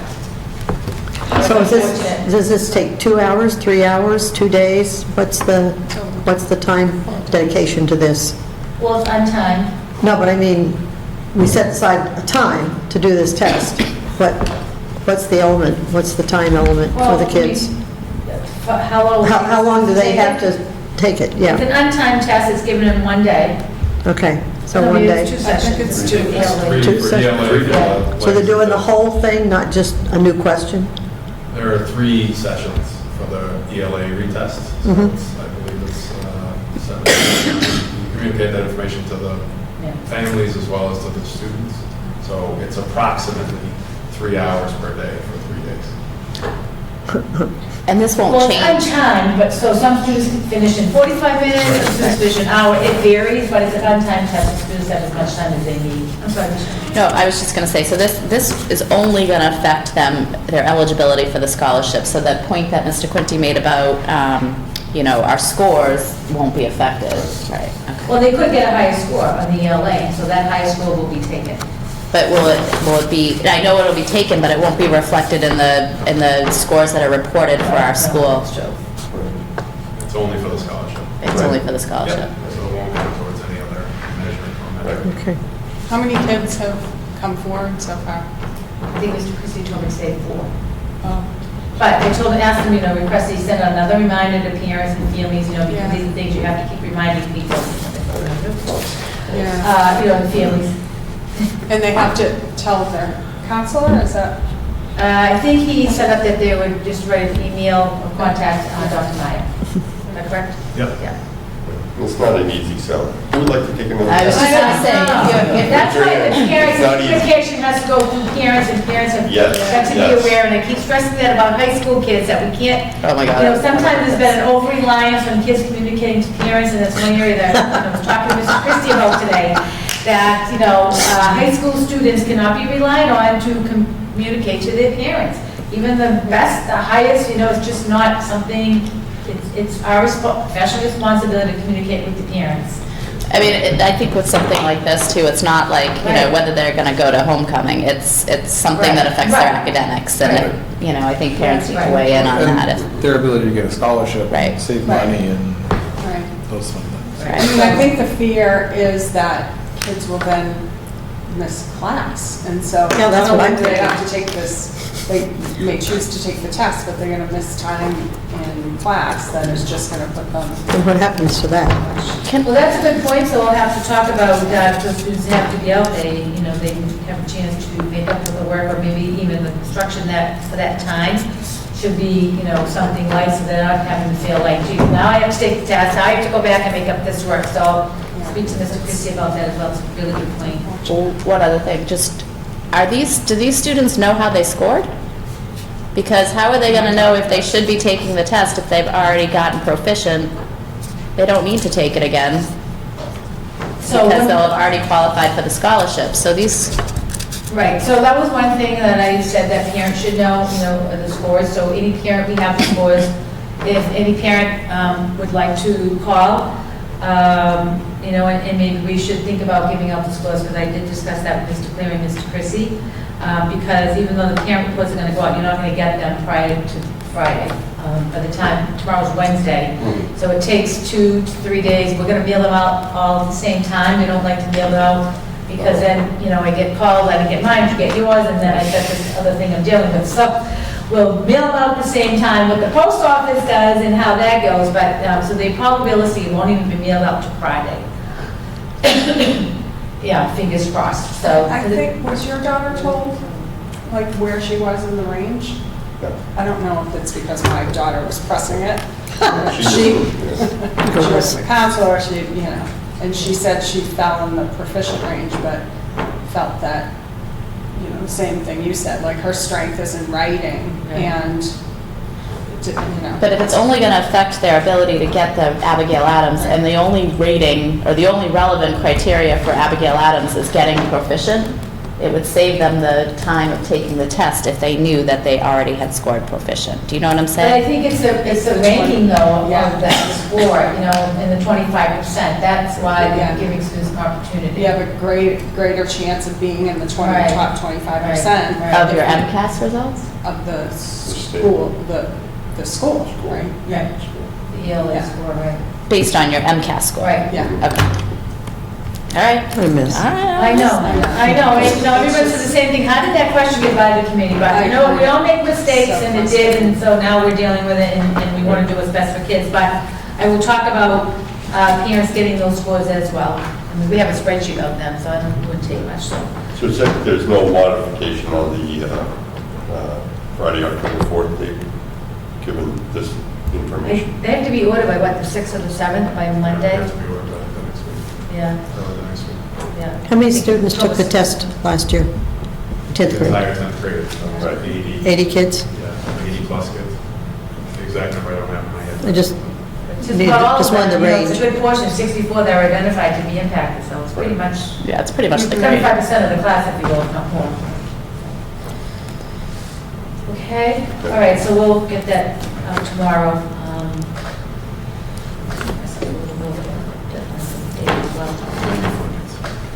Kids, 10th grade. Grade 9 participant survey, Mr. Cleary issued this as a follow-up to curriculum night. We received a number of responses to our participant survey. Feedback from the evening was largely positive, with 100% of respondents indicating that the information provided was beneficial and their questions had been answered by attending the event. In addition to having more raffle prizes and better communicating the event, there were some other suggestions for us to consider in our execution of the event next year, including more information about Naviance, one of our counseling curriculum planning tools for students and families, and more representatives from each building for the Unified Arts and potentially adjusting the layout of the event to make the areas elementary, middle, high easy to navigate and to answer questions. So I'm just letting myself a note, I'm sorry. I don't know. I think that's kind of interesting to put it in grade. So it's normally in subject areas, right? No, it does go elementary, middle, Oh, and is it? high school into the media centers. Maybe I should go. But elementary and middle tends to be connected in the same stream, and high school tends to be in the library. Not because of the community center, only because of space there and other stuff. So you learned about the Early Learning Center, and I want to thank Mr. Deppie and Mrs. Meredith Hamill for their efforts and hard work, and Bill contributed, and Mr. Bob Briggs, and custodians, it's amazing when you start the summer out in it, you know, the 3 classrooms, and furniture was getting ordered, and the rooms totally need to be renovated, and the playground totally needs to be renovated, and I would say to myself, you know, is this going to be, you know, complete, but it always works out, so everybody pulls together and does what they have to do. Just a reminder of the timeline, today's already passed, October 1, and so I just wanted to, you know, clarifications from the school committee on my presentation of goals. Wednesday, October 16th, we will have the MPS accountability presentation, which is our next meeting, and we're going to also, we moved up the advanced placement presentation because we're going to kind of roll it in to the high school, and then I think Tuesday, November 5th, the plan was to do my evaluation. The mural at Jarvis Ford, we went last week. So this was something that was they had been looking for students to paint this mural. So Dr. Meyer and Charlie Cleary happened to go in to purchase cars after they came onto the district, and so they connected. And then Dr. Meyer really did come back too, and she really worked with those students. So, you know, congratulations. I sent it out on the blog. Hopefully people are signed up for that, and we put it on Facebook today. It was a lovely mural. We went to Jarvis Ford last, what night was that? Wednesday or Thursday. It was St. John's Middle School open house. It actually wasn't really publicized well, because when I went to get the scissors at the chamber with Melissa Federoff, because I said to her that night, I said, geez, I didn't know we were doing the unveiling tonight, because she does a lot of events. It was called Lago with Legislators, but it wasn't promoted that they were, and she said, well, they kind of just wanted to do the unveiling that night because everybody would be there. So, but it was very nice, and so thank you to Mr. Connor as well and Mr. Seaman. They oversaw the work of the students, and of course Dr. Meyer and Mr. Cleary. And the artists were Brandon Soto, Shannon Nuji, Caitlin McKay, Darren Bonita, Brooklyn Mitchell-Ano, Alana Miska, and Kiana Holland, all class of 2019 who moved on. And then we had 2 of the artists that are still with us, Shauna C. Stratus and Carol O'Neill, both who came to the event. So that's why we have their pictures. And the others were away at college. So they couldn't make it. So this isn't the greatest picture, but if you go on to Facebook or you go to the blog, which I don't know if I sent out today, but, no, I sent out yesterday. And then there was a picture of the lower field. Just thought I'd show you. It came in late from Mr. Briggs, sent us a... Looks good, yeah, the hydro seat of the lower field today. Yeah, he sent Mr. Lincoln and I a picture of that, and that is my report. Thank you. Can I just add one comment? Sure. Just the school district posted the picture of the mural on Facebook, and I just wanted to read one of the comments from someone that works at Jarvis Ford, who said, "This project has done more for our showroom than you can imagine. People come in and they can't believe high school students have done this. We are quick to remind them that not just any high school students, but Air Shirley high school students." So I thought that was really nice and worth sharing. And, obviously Jarvis is enjoying it as well. So. Yeah, and Steve Jarvis, I think he was the original owner or founder of Jarvis Ford. Yes. So if you look closely at the picture, there's it was his car. Yep. And the license plate, I think it says SJG. What is it? SLG. SLG, yeah, thank you. On the license plate, it's really like a detailed mural. It's really pretty They did cool. a good job, yeah. So Mr. Jarvis was very community-oriented, and his sons who have taken the business over have definitely continued in that spirit. And they're just a great family to work with. And, you know, it'd be great if we can, I don't want to offer our student services up, but like, that's something, you know, as you're talking about your promoting the district, if there's other companies out there that are. That should be in the brochure. Yeah, exactly. There you The go. brochure, but Write it even down. just, Careful, you have more requests. as you're networking with like businesses through the Chamber of Commerce, through the Early in the Fields project, we did sort of a breakfast with the businesses here at the high school. Kind of wrote that all in. It's just a great way to get people in our buildings to see what our kids are doing, but also just a way, just to see what's going on. As Joyce always says, right? Let's make it known what our kids are doing out there. Right, that's all. And so, Mrs. sitting here, so Alana, what else did Alana do? When she was here, she was in HS, she was on the robotics. The band. Soccer. Every student that comes here does 5 different, activities, which is wonderful. I get jealous because, you go to a big high school, you have one talent, right? Most of the time. Ask you about the competition in Acton Boxborough. You can't even get into a club with a shoehorn. Really? They have clubs, and it's just, you can't join them because they're full. And it's crazy. There's kids, really, Right, it's such a big high school, and everybody's reaching up, but it's crazy. Well, that's what we want to promote. Yeah. Big, Yeah, that's a huge asset. All right, moving on to ongoing business. We have done the field project. Item A was discussion of superintendent's end-of-year progress report. So I just put that on as a committee. If you had any questions or anything, Okay. email me or All right, so then we'll move on to item 10, policy subcommittee, policy IMG, animals in schools. First read. It's second, we made changes last time, the changes are updated, and everything looks copacetic to me. Sorry, I thought this wasn't our first time. So are we ready to approve that tonight? I would say so, yes. All right, I'll entertain a motion. So moved to accept policy IMG with the revisions as provided in our packet tonight. Moved and seconded. Any other discussion? All those in favor, please say aye. Aye. All right, good. No chairman's notes tonight. Any other topics for discussion not reasonably anticipated 48 hours in advance of this meeting? Joyce?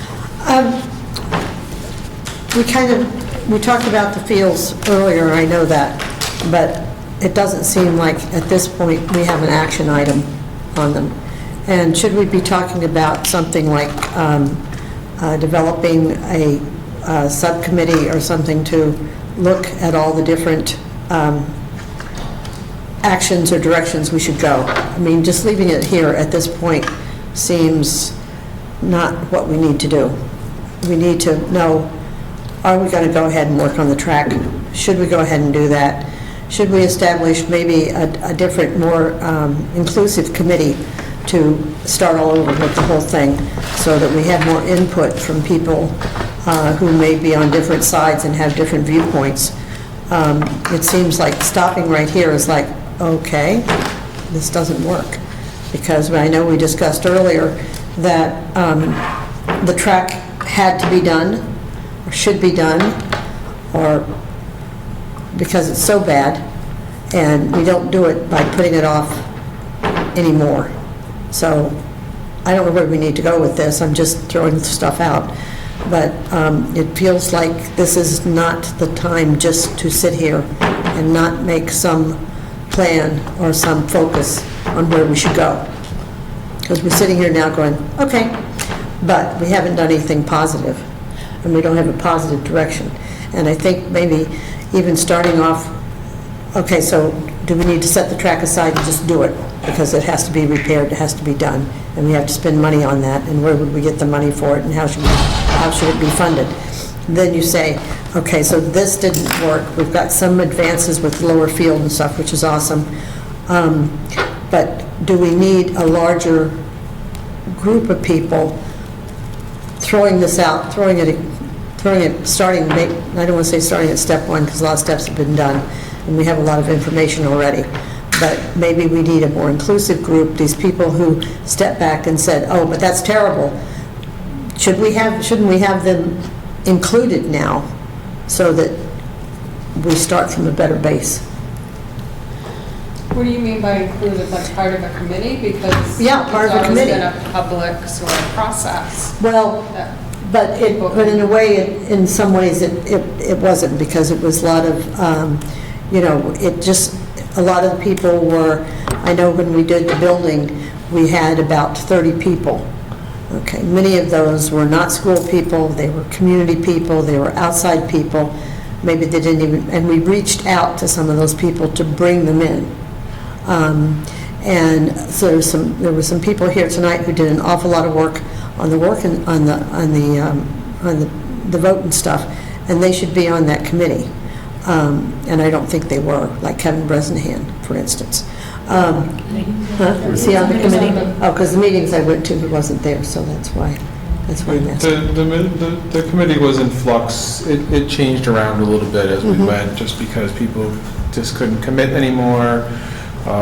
People, just for various reasons, people dropped in, people moved out. It was a committee in flux.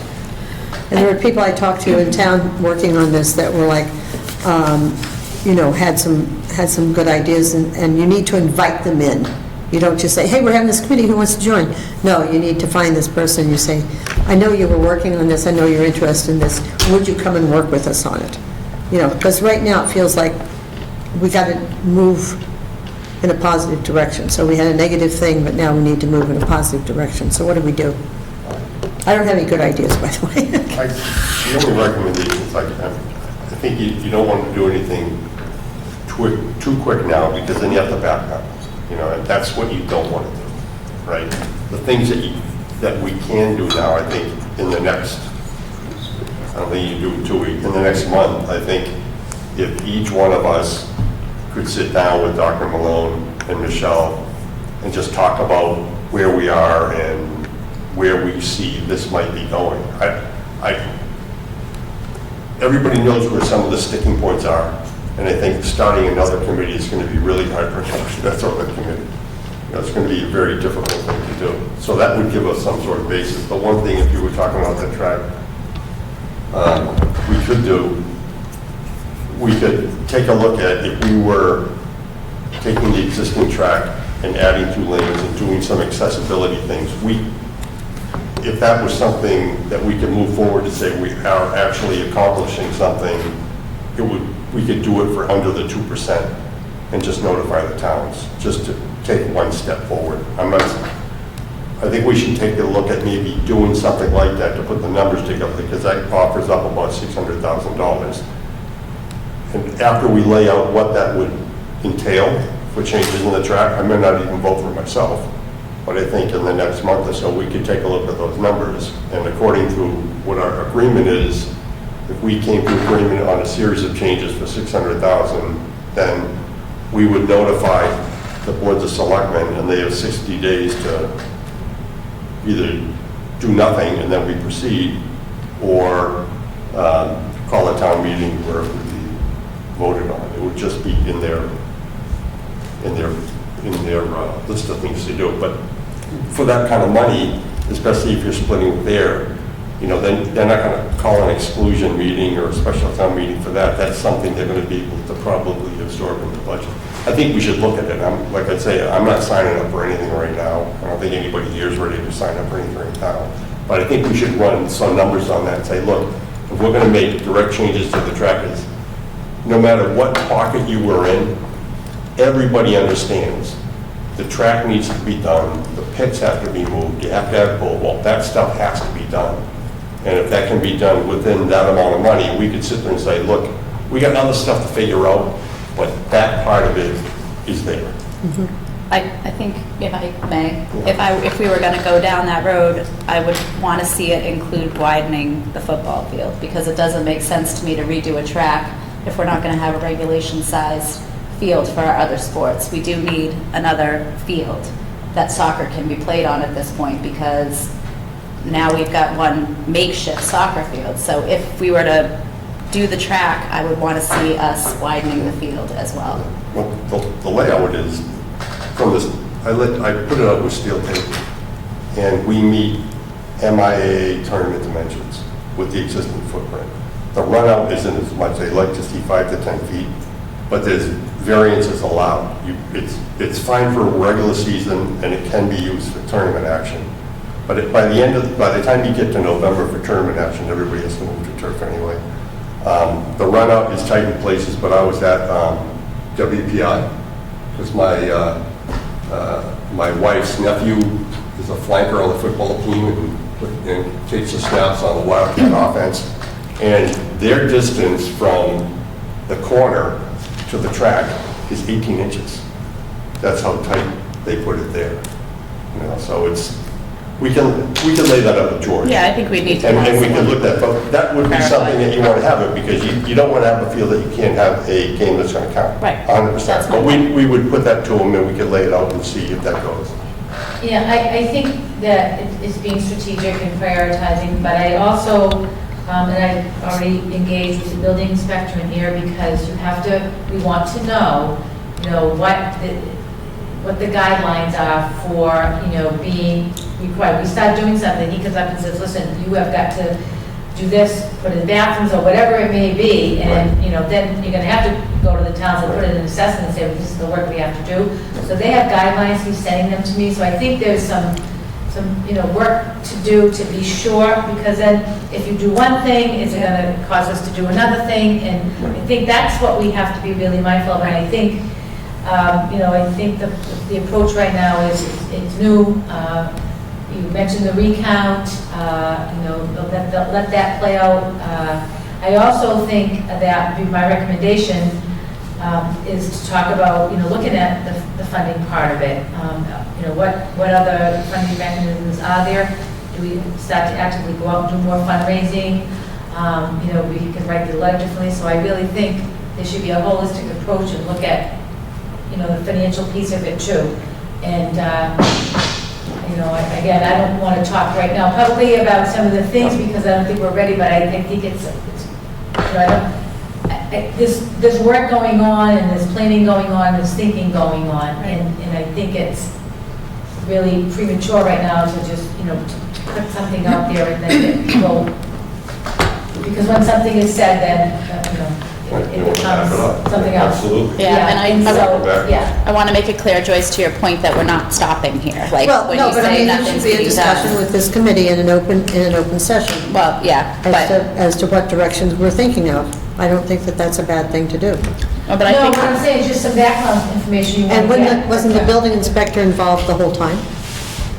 He was consulted early on, but Yeah. the project adjusted, the project would have covered all the ADA requirements. We didn't Right. need to know what triggered what, because everything was encompassed. But now if you're going to approach it differently, then, Yeah. you want to we want to understand thoroughly what, Because it's there, like a 30% amount, or a price amount, and then there's discretion versus, like, a building inspector can consider repaving the track just maintenance, and so it doesn't trigger ADA, but Right. he can consider rebuilding it with a new shape, a new build, and that would trigger some ADA. So Sure. there's parts of that it's all we need to understand. Right. If we had gone for design services, that would have covered all the permitting, all the geologic testing, all that stuff would have been covered.